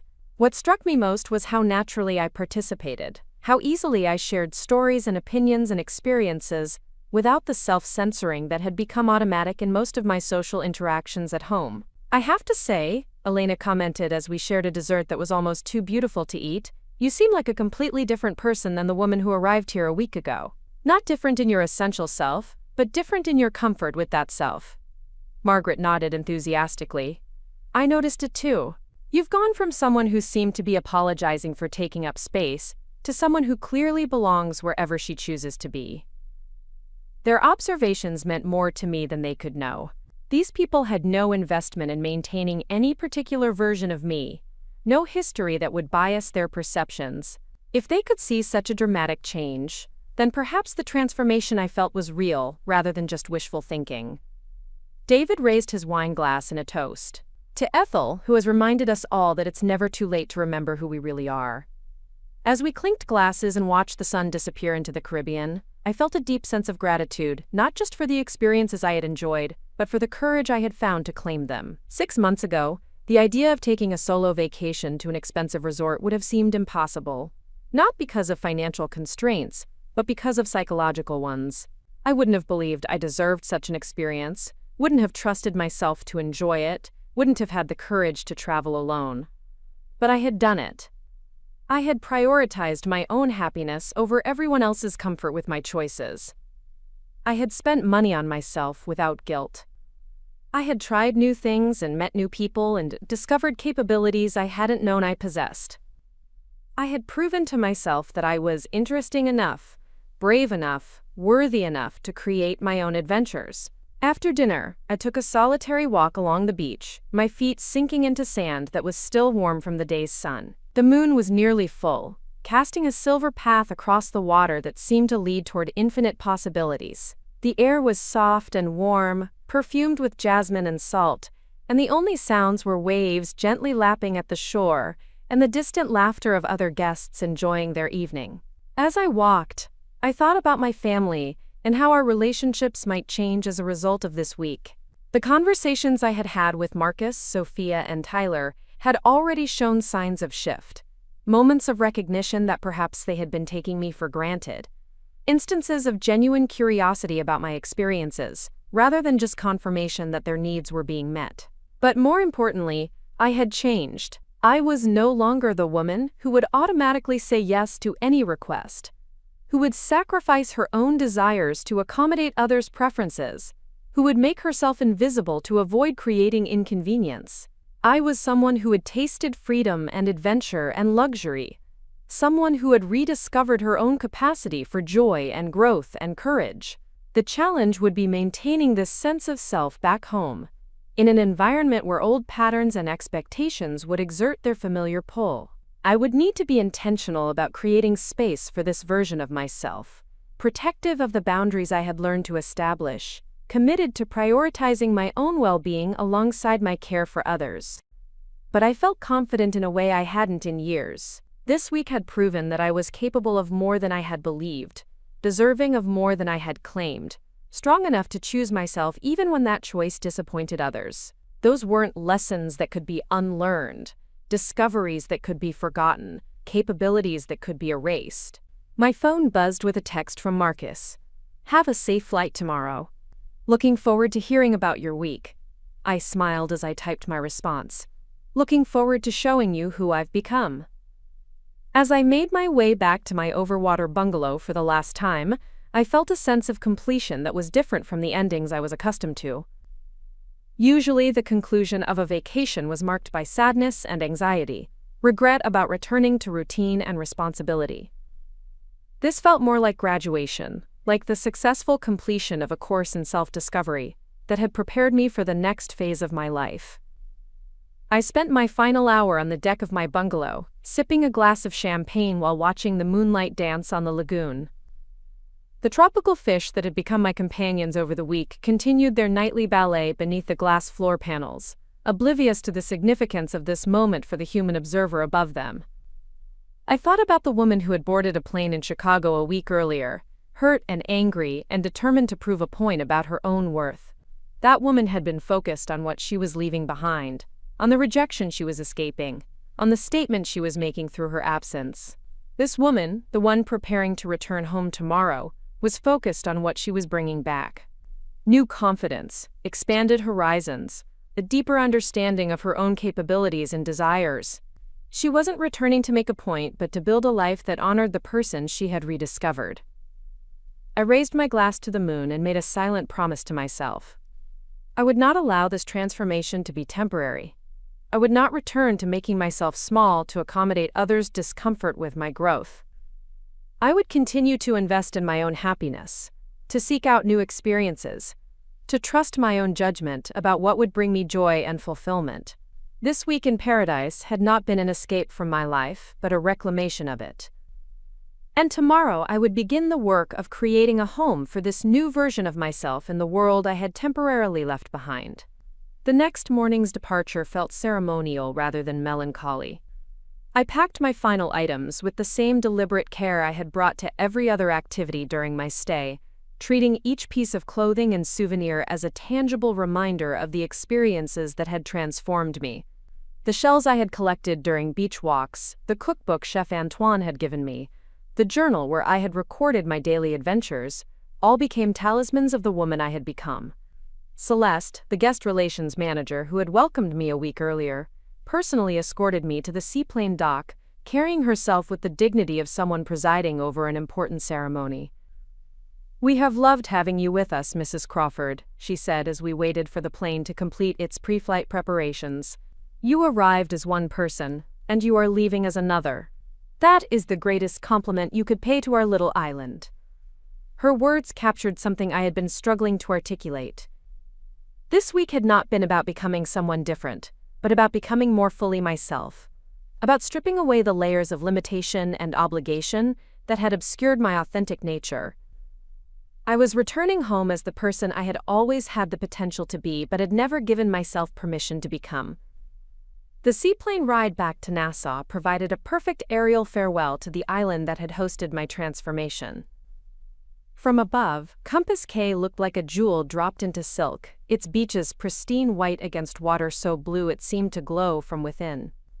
The overwater bungalows where I had spent my week appeared tiny from this height, but I could see my former home among them, the deck where I had eaten meals prepared just for me, the hammock where I had read novels chosen purely for pleasure, the steps leading down into water where I had learned to snorkel and swim with tropical fish. As the island grew smaller behind us, I felt no sadness about leaving. Instead, I felt gratitude for the experiences I had been bold enough to claim and excitement about the life I was ready to create. This place would always exist in my memory, as the location where I had remembered how to prioritize my own happiness. But I was no longer dependent on external paradise to access that version of myself. The flight back to Chicago was comfortable in a way the outbound journey hadn't been. A week earlier, I had been fleeing something, running away from hurt feelings and limited expectations. Now I was returning to something, carrying new understanding and capabilities back to the people and places I loved. The difference was subtle but profound, the distinction between escaping and choosing, between reacting and responding. I used the travel time to begin planning how I would integrate my week's discoveries into my daily life. Not the specific activities which would need to be adapted to Midwestern reality, but the underlying principles that had made this week so transformative. The commitment to new experiences, the practice of prioritizing my own desires, the willingness to invest in my own happiness, the courage to disappoint others when necessary to honor myself. I made a list in my journal of changes I wanted to implement immediately. Solo trips would become a regular part of my life, not as escapes from my family, but as investments in my continued growth and happiness. I would take cooking classes in Chicago, not to become more efficient in my meal preparation, but to rediscover the creative and sensual pleasures of working with beautiful ingredients. I would sign up for sailing lessons on Lake Michigan, continue the education that had begun in the Caribbean. I would say no to requests that diminished my energy without apologizing or over-explaining. Most importantly, I would stop measuring my worth by my usefulness to others. The week at Compass K had proven that I was interesting and capable and deserving of beautiful experiences, entirely independent of my roles as wife and mother. Those roles remained important to me, but they would no longer be the only lenses through which I viewed myself. As the plane descended toward O'Hare, I could see the familiar landscape of my home spreading below us. The sight filled me with affection rather than dread, curiosity rather than resignation.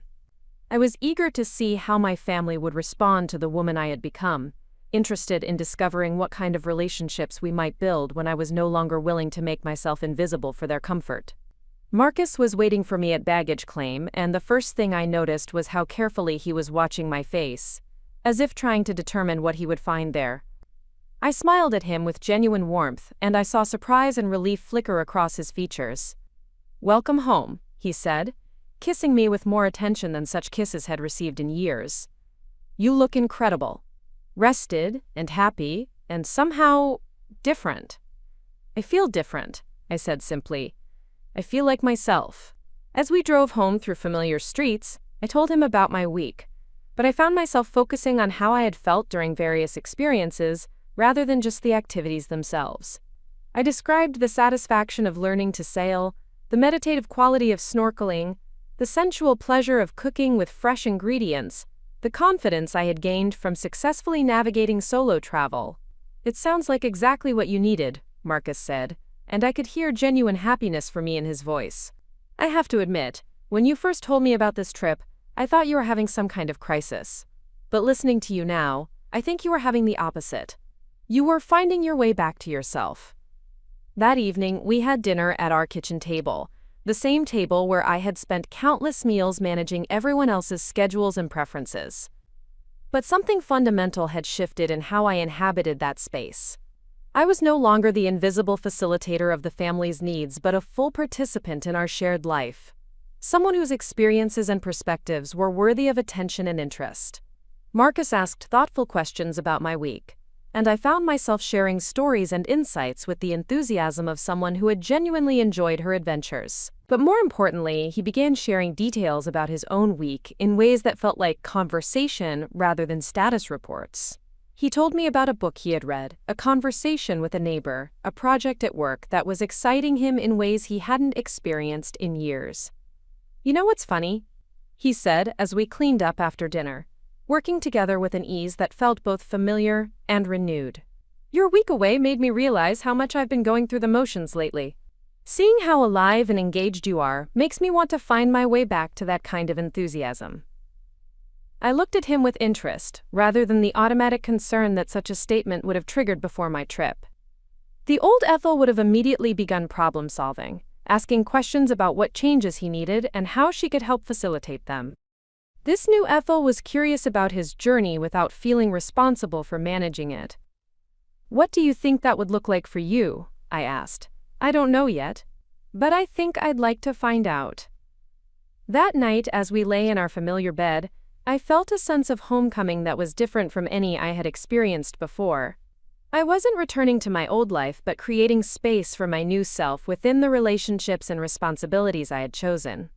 I was no longer someone who had to choose between personal fulfillment and family commitment, but someone who understood that the two could enhance each other when approached with intention and balance. I thought about my children, both still enjoying their Disney vacation according to their latest social media posts, and felt excited about the conversations we would have when they returned. Not because I wanted to prove any points about their treatment of me, but because I was curious about what kind of relationships we might build when I was no longer willing to be taken for granted. The woman who had left for the Caribbean a week earlier had been focused on what she was missing, what she had been denied, what others owed her. The woman who had returned was focused on what she wanted to create, what she was capable of achieving, what she could contribute to her own happiness and the well-being of the people she loved. As I drifted off to sleep in my own bed, surrounded by the familiar sounds and sense of home, I felt a deep sense of integration. I had not left Ethel Crawford behind on a Caribbean island. I had brought her home, stronger and clearer than she had ever been, ready to build a life that honored all of who she was and could become. The first test of my transformation came sooner than expected. I had been home for exactly 3 days when my phone rang at 7:30 in the morning, jarring me from the peaceful morning routine I had begun establishing. The caller ID showed Tyler's name, and I answered with the warm greeting I had always offered my children.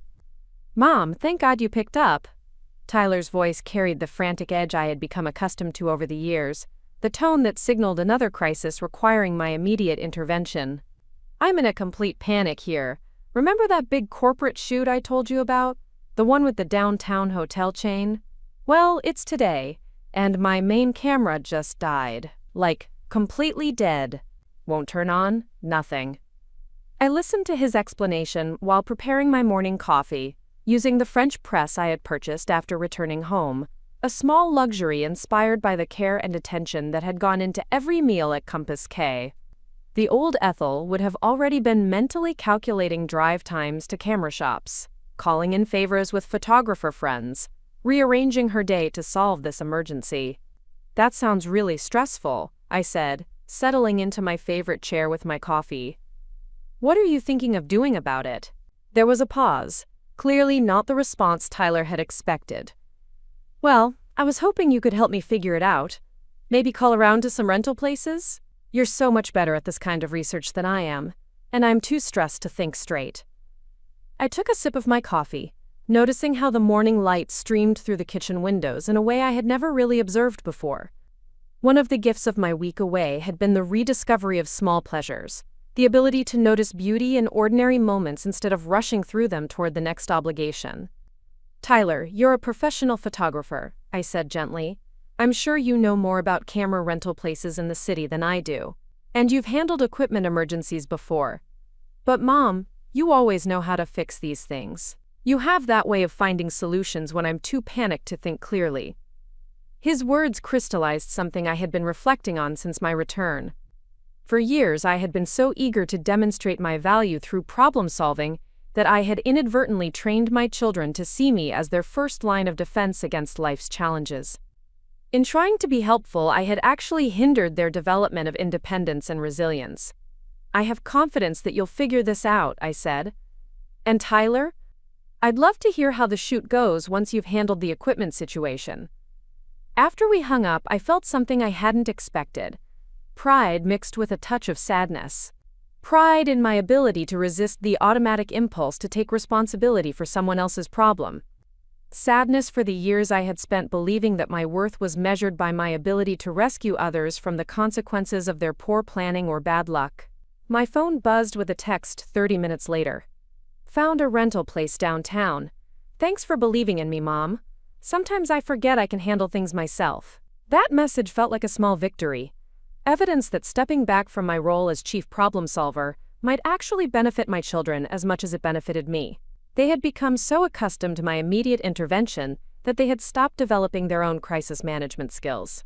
By refusing to enable their dependence, I was giving them the opportunity to rediscover their own competence. The second test came that afternoon, when Sophia called from Northwestern with what had become a familiar refrain. Mom, I need to ask you a huge favor. I know you just got back from your trip, but I'm absolutely drowning here. I have 3 papers due next week, my sorority formal is this weekend, and I completely forgot that I promised to help organize the alumni networking event. Could you maybe write up some talking points for the networking thing? You're so good at that kind of professional communication, and I just don't have time. I listened while folding laundry, another mundane task that I had learned to approach with mindfulness rather than rushing efficiency. The clothes I was folding included several pieces I had worn during my Caribbean adventure, and touching them reminded me of the woman I had become, someone who valued her own time and energy as much as everyone else's. Sophia, it sounds like you've overcommitted yourself, I said, continuing to fold with deliberate care. That's a skill you'll need to develop as you move into your career. But Mom, you could write those talking points in like 20 minutes. It would take me hours because I'm not good at that stuff. Then maybe this is a good opportunity to get better at it. I could hear the surprise in her voice when she responded. Are you seriously not going to help me? I'm not going to do the work for you, I said, but I'm happy to listen if you want to talk through your approach or brainstorm ideas. There was a long silence, and I could practically hear her recalibrating her expectations of our conversation. This is about the Disney thing, isn't it? She said finally. You're punishing us for not inviting you. Her accusations stung, but it also clarified something important for me. In Sophia's mind, my refusal to enable her last-minute requests was punishment rather than boundary setting, retaliation rather than healthy relationship dynamics. This isn't about punishment, sweetheart. This is about me learning to say no to requests that treat my time as less valuable than yours. And it's about you learning that part of being an adult is managing your own responsibilities. But you've always helped with this kind of stuff. Yes, I have. And I think that's done both of us a disservice. You've become dependent on my rescue, and I've become resentful about constantly bailing you out of situations that result from your poor planning. After we hung up, I sat in my living room and marveled at how different that conversation had felt from countless similar exchanges over the years. Instead of the familiar pattern of crisis, rescue, and resentment, I had maintained my boundaries while offering emotional support. I had refused to enable her dependence while expressing confidence in her capabilities. The old Ethel would have spent the rest of the day writing networking talking points while silently resenting the imposition. This new Ethel spent the afternoon reading a novel in her garden, enjoying the spring sunshine and the satisfaction of time spent purely for her own pleasure. That evening, Marcus and I had our first real conversation about how my transformation was affecting our marriage. He had been watching my interactions with the children with what looked like a mixture of admiration and concern, clearly recognizing that something fundamental had shifted in my approach to family dynamics. I have to admit, he said as we shared a bottle of wine on our back patio, I'm impressed by how you handled Tyler and Sophia today. But I'm also a little worried about what this means for us. I looked at him with genuine curiosity rather than the defensive anxiety such a statement would have triggered before my trip. What kind of concerns do you have? Well, if you're not going to automatically say yes to everything the kids ask for, does that mean you're going to start saying no to me too? His question revealed something I hadn't fully considered: how much our marriage had been built on my willingness to subordinate my needs to his preferences. The assumption that my availability was unlimited, my energy inexhaustible, my desires secondary. Marcus, when was the last time you asked me to do something I actually wanted to do? He looked confused by the question. What do you mean? I mean, when was the last time you said, Ethel, I'd love to take you to that art exhibit you mentioned, or let's plan a weekend around something you've been wanting to try? When was the last time you considered my preferences when making plans for us? He was quiet for a long moment, clearly searching his memory and finding it lacking. I guess I assumed that you were happy doing the things we always do. You never complained. I didn't complain because I didn't think my preferences mattered as much as keeping everyone else happy. But Marcus, I've spent 32 years prioritizing your comfort, your schedule, your interests. I've organized our social life around your business needs, planned our vacations around your work calendar, chosen restaurants based on your dietary preferences. But that's just how marriages work, isn't it? Someone has to handle the logistics. His response illuminated the fundamental misunderstanding that had shaped our relationship for decades. He had interpreted my constant accommodation as preference rather than sacrifice, had assumed that my lack of expressed desires meant I had none. It's how our marriage has worked, I said gently, but I don't think it's how it needs to continue working.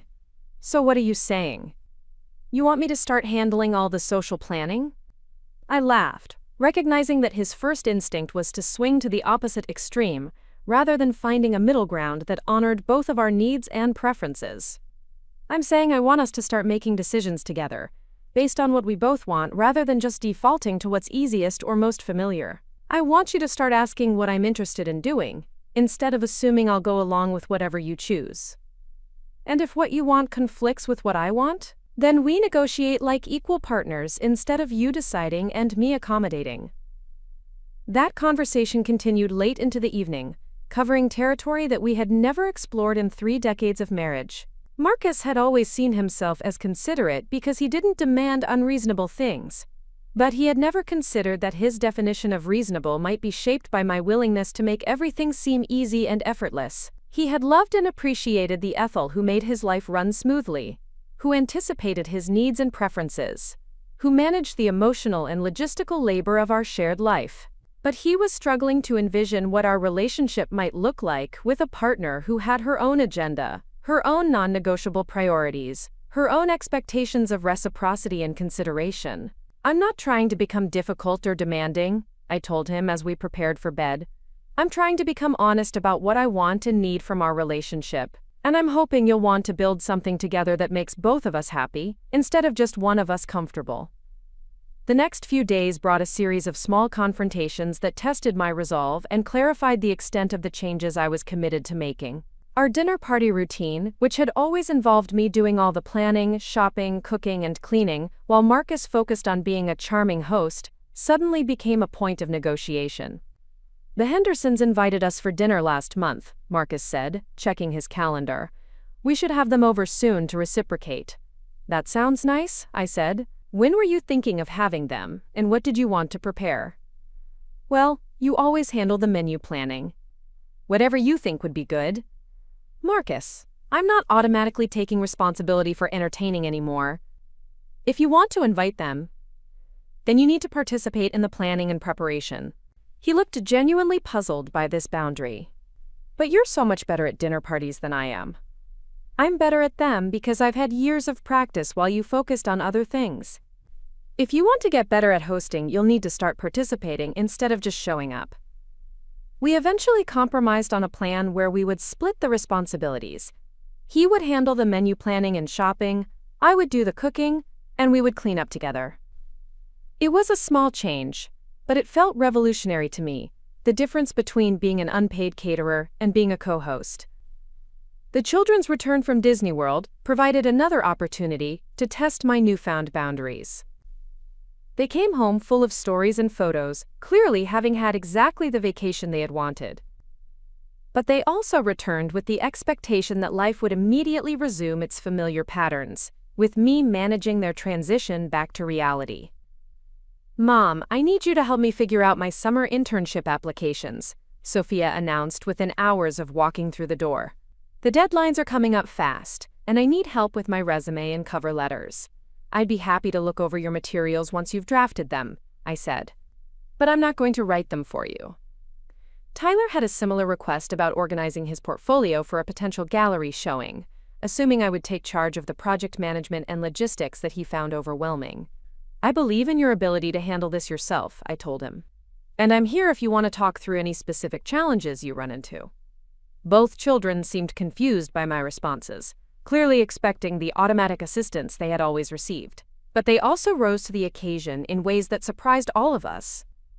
When forced to take responsibility for their own projects, they demonstrated competence and creativity that had been hidden by their dependence on my intervention.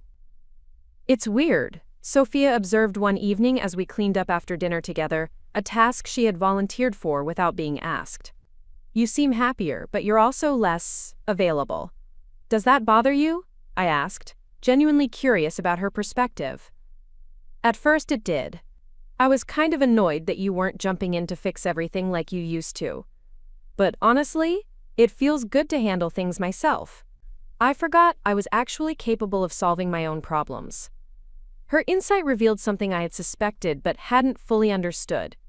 My constant rescuing had not only exhausted me but had also undermined my children's confidence in their own abilities. By always stepping in to handle challenges for them, I had inadvertently sent the message that I didn't trust them to be competent adults. Meanwhile, Tyler was discovering his own organizational skills, systems that worked better for his personality than the ones I had always imposed when taking over his projects. "I never realized I was actually pretty good at planning when I'm not stressed about disappointing you," he told me during one of our conversations about his gallery project.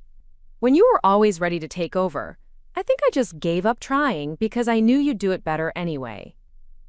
These conversations with my children were revealing how much our family dynamics had been shaped by patterns that served no one well. My martyrdom had created dependency, their dependency had created resentment, and the resentment had created distance that everyone felt but no one had known how to address. But the most significant change was in my relationship with Marcus. As I stopped automatically accommodating his preferences and started expressing my own, we began having conversations that felt more like partnerships than assignments. He started asking what I wanted to do on weekends instead of announcing plans he had made. He began noticing when I was tired or stressed, instead of assuming I was endlessly available for whatever needed to be done.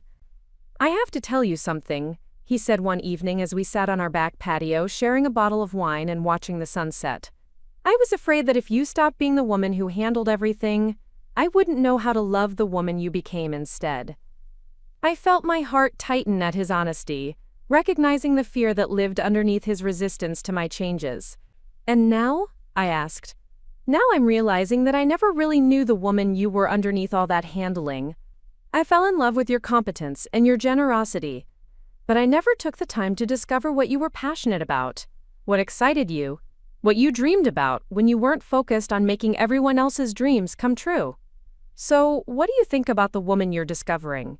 He reached for my hand, squeezing it with an attention that felt different from the absent-minded affection that had characterized our physical contact for years.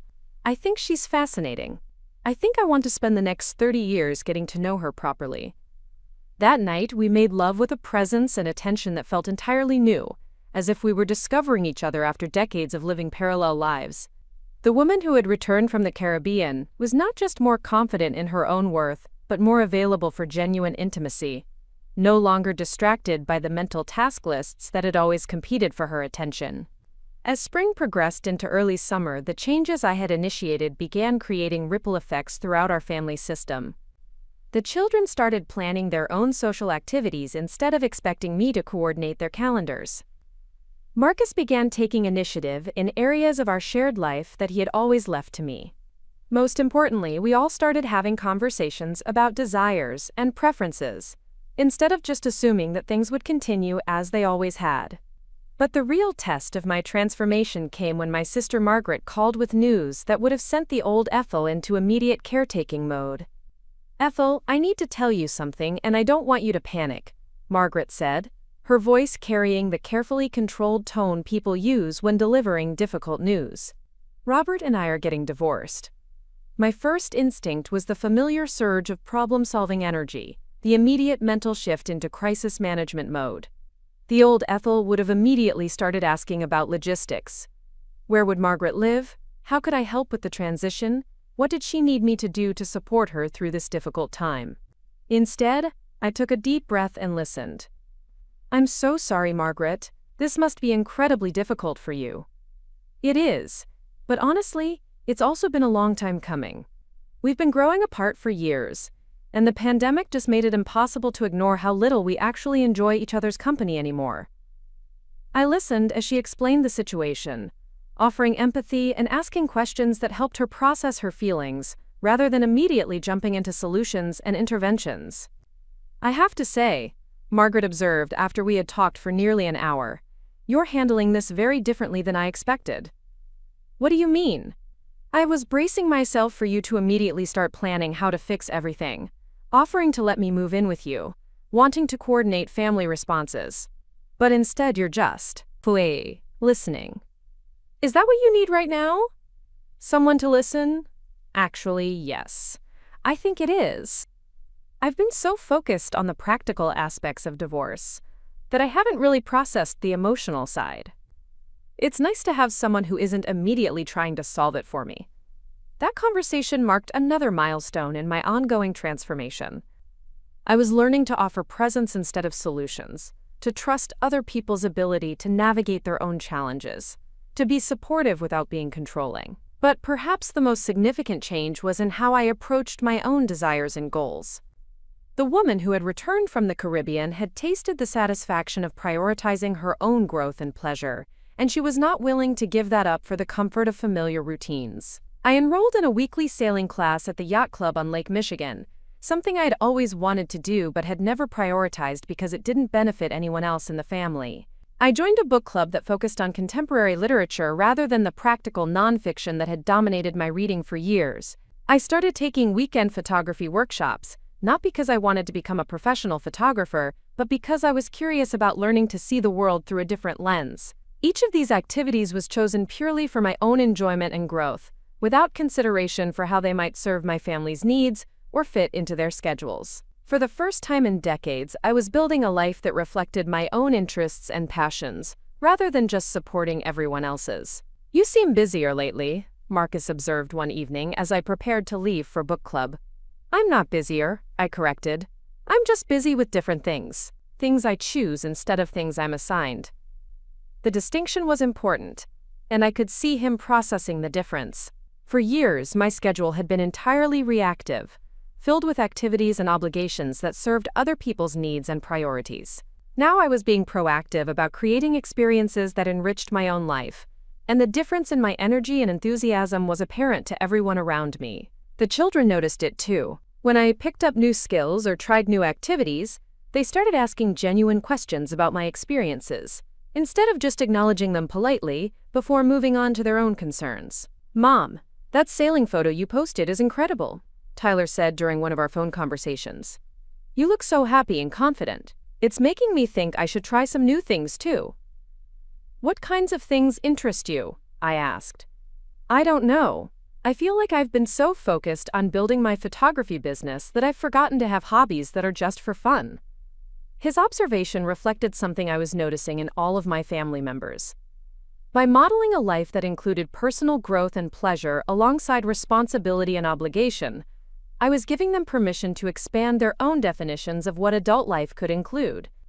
As summer approached, we began planning our first family vacation since my solo trip to the Caribbean. But this time, the planning process looked entirely different. Instead of me researching options and presenting them for approval, we all participated in brainstorming destinations and activities that would appeal to everyone. "What about a cabin in Colorado?" Sophia suggested during one of our family planning calls. "Somewhere we could hike and maybe try whitewater rafting?" "That sounds amazing," Tyler said. "I've always wanted to photograph mountain landscapes." "What do you think, Ethel?" Marcus asked, and I noticed that he was actually waiting for my response instead of just assuming I would go along with whatever the majority preferred. "I love the idea," I said, "and I'd like to research some spas in the area where I could book a massage or treatment. I want to make sure this vacation includes some relaxation time for me."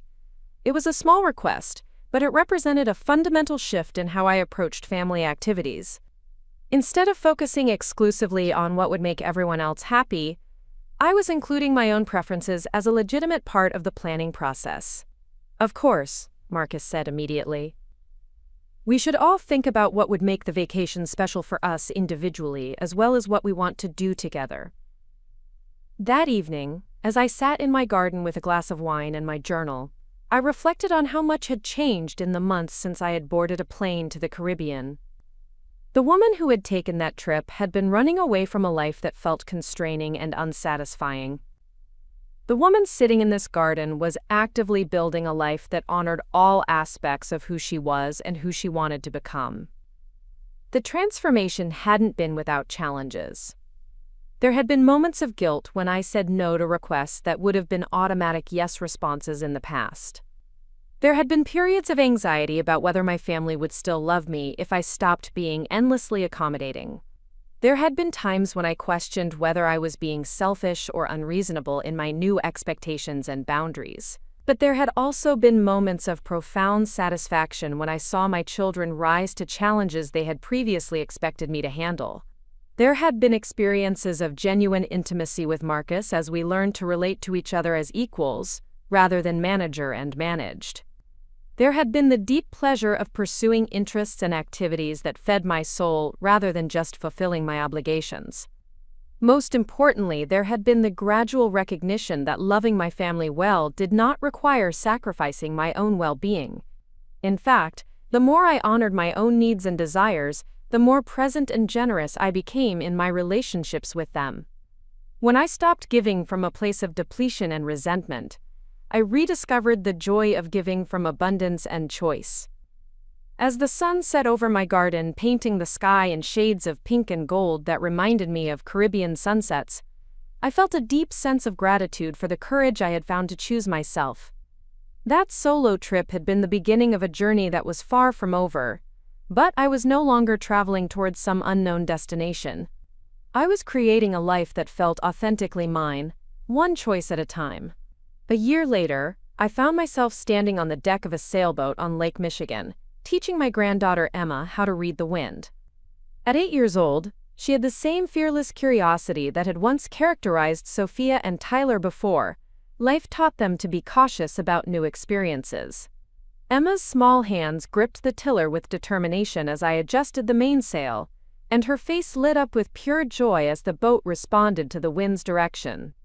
"Grandma Ethel, look how fast we're going," she called out, her hair streaming behind her in the breeze that powered our small craft across the choppy waters of the lake. "You're doing beautifully, sweetheart," I called back, marveling at how natural this felt, sharing something I loved with someone I adored without the complicated layers of obligation and management that had once characterized my relationships with family members. Emma was Tyler's daughter, born to him and his wife Rachel just 2 years after his photography business had taken off in ways that surprised everyone, including Tyler himself.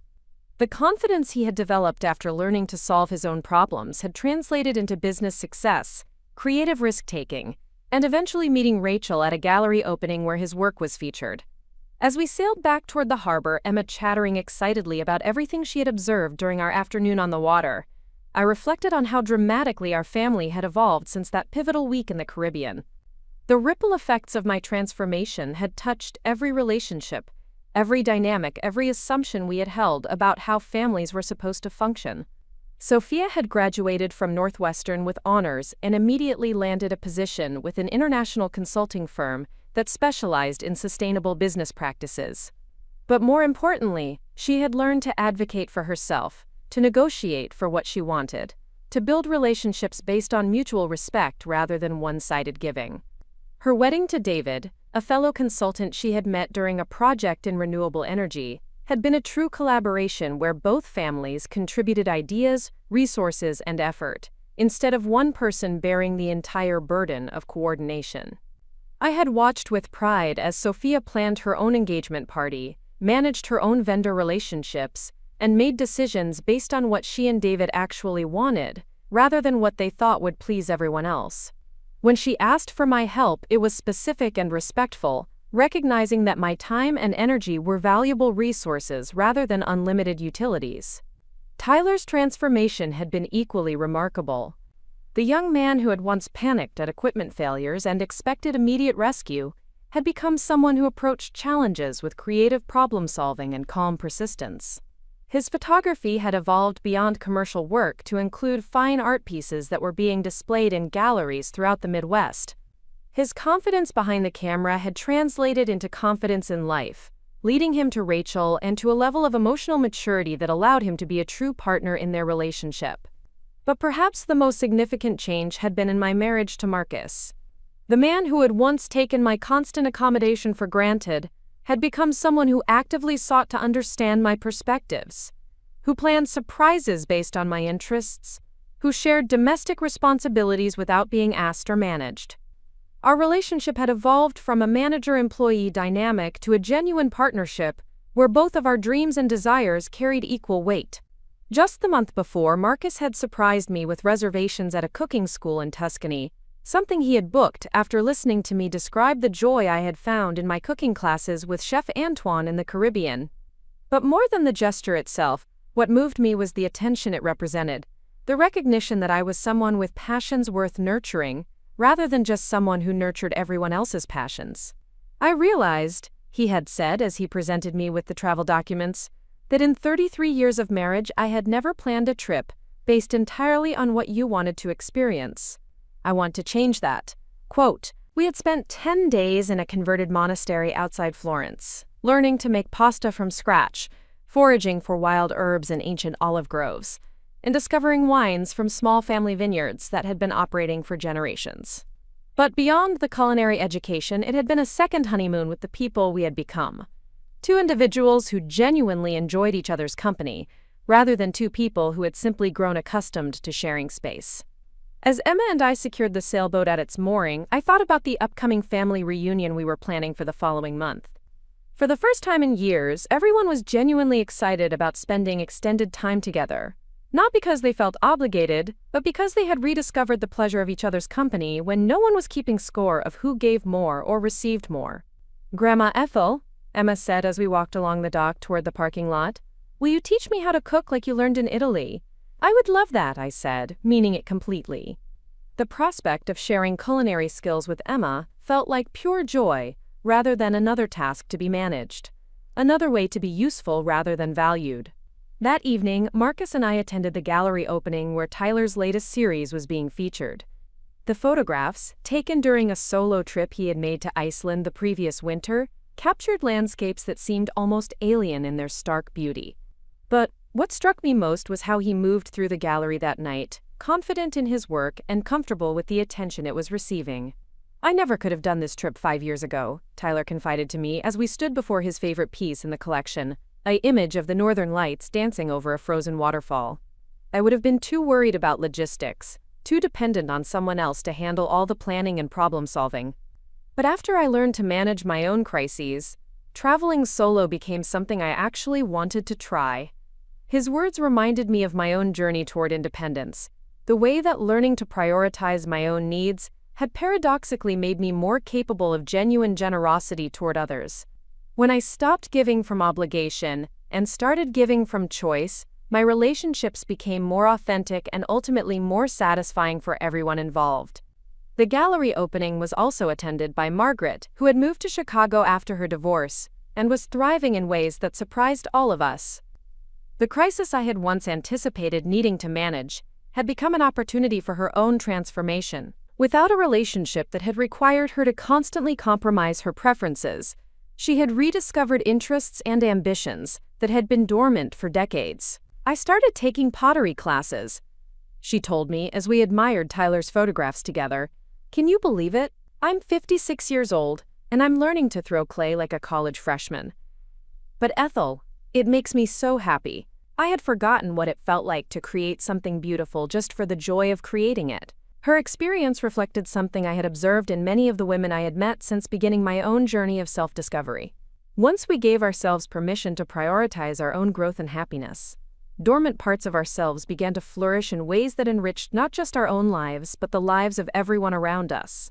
As the evening wound down and we prepared to leave the gallery, Sophia approached me with David at her side. They had been married for 6 months now, and I could see in their interaction the kind of partnership I had worked to create with Marcus. two people who clearly enjoyed each other's company and supported each other's individual growth. "Mom, we wanted to talk to you about something," Sophia said, her voice carrying excitement rather than the request for rescue tone that had once characterized so many of our conversations. "David and I have been talking about planning a big family trip for everyone next summer. Not just our immediate family, but Margaret, Rachel's parents, maybe even some of the cousins we haven't seen in years." "That sounds wonderful," I said, genuinely delighted by the prospect. "What did you have in mind?"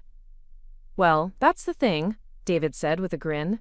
"We want to rent a villa in the Caribbean, somewhere big enough for everyone. We thought maybe you could help us choose the location, since you're the family expert on Caribbean travel now."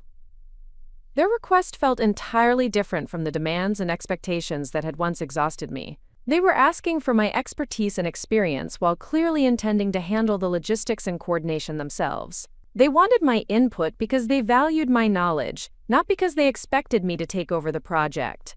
"I would love to help you research locations," I said. "And I have some contacts at travel agencies who specialize in group bookings who might be able to help with the logistics." As we discussed potential destinations and timing, I marveled at how natural it felt to be included as a consultant rather than assigned as a project manager. This was collaboration rather than delegation, partnership rather than service. The drive home that night gave Marcus and me the opportunity to debrief the evening's conversations and reflect on how far our family had come in just over a year. "Did you notice," Marcus observed as we navigated the familiar streets of our neighborhood, "how differently everyone talks to you now? There's a respect there that wasn't present before, an acknowledgement that your time and preferences matter." "I notice it too," I said, "but I think the biggest change is in how I respond to them. I'm not constantly anticipating their needs or feeling responsible for their emotional states. I can just enjoy their company without feeling like I need to manage their experiences. And they seem to enjoy your company more too. When you're not focused on what everyone else needs, you're more present for actual conversation and connection." His observation captured something essential about the transformation that had occurred. By learning to value myself as more than just a service provider, I had become someone whose company was genuinely sought rather than simply expected. My relationships with my family members had deepened as they transformed from functional interactions to genuine emotional connections. As we pulled into our driveway, I noticed the garden I had expanded over the past year, adding herbs and vegetables that I actually enjoyed growing, rather than just plants that required minimal maintenance. The space had become a reflection of my own growth, a place where I experimented with new varieties and techniques simply because they interested me. "I have something to tell you," Marcus said as we settled onto our back patio with glasses of wine, a nightly ritual we had established in the months following my return from the Caribbean. "I've been thinking about retiring early."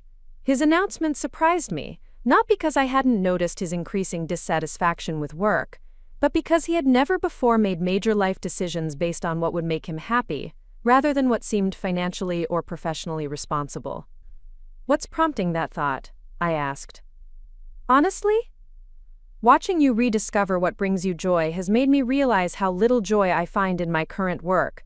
I've been successful, but I haven't been fulfilled. And I keep thinking about all the things I've always wanted to try but never prioritized, because they didn't seem practical or profitable." "What kinds of things?" "I've always been interested in woodworking. And I think I'd like to travel more, not just the business trips I've been taking for years, but real travel to places that interest me. Maybe even take some photography workshops from Tyler, learn to see the world the way he does." His words filled me with a happiness that went beyond personal satisfaction. This was what transformation looked like when it rippled outward, when one person's courage to choose authenticity gave others permission to examine their own lives and make changes that honored their true desires. "What would early retirement look like practically?" I asked, not because I was worried about the logistics, but because I was genuinely curious about his vision. "I've run the numbers, and we could make it work, especially if I pick up some consulting projects that actually interest me rather than just accepting everything that comes along. I think I'd like to build custom furniture, maybe even sell some pieces if they turn out well enough." As we talked late into the evening about his dreams and plans, I felt a deep sense of completion. The woman who had boarded a plane to the Caribbean nearly 2 years earlier had been running away from a life that felt constraining and unsatisfying. But she had inadvertently started a chain reaction that had transformed not just her own existence, but the lives of everyone she loved. My solo journey had given my family permission to prioritize their own growth and happiness. My boundary setting had taught them to solve their own problems and develop their own competence. My pursuit of personal interests had shown them that adult life could include joy and adventure alongside responsibility and obligation. Most importantly, my decision to value myself had taught them to value me in return, not as a service provider but as a whole person, worthy of love, respect, and consideration. As I prepared for bed that night, I caught my reflection in the bathroom mirror and smiled at the woman looking back at me. She was confident without being defensive, generous without being depleted, loving without being self-sacrificing. She had learned the difference between service and servitude, between supporting others and losing herself in their needs. This woman had plans of her own: another sailing class starting next week, a photography exhibition she wanted to attend next month, a solo trip to Scotland she was considering for the fall. But she also had a family she genuinely enjoyed spending time with, a marriage that had evolved into true partnership, and grandchildren who saw her as someone with wisdom worth seeking, rather than just someone who provided services. The transformation that had begun with a single decision to prioritize her own happiness had created a life that honored all aspects of who she was. A woman who could love others fully because she had learned to love herself first. Someone who could give generously because she gave from abundance rather than depletion. A person who had discovered that choosing herself had been the greatest gift she could give to everyone she cared about. Up next, you've got 2 more standout stories right on your screen. If this one hit the mark, you won't want to pass these up. Just click and check them out.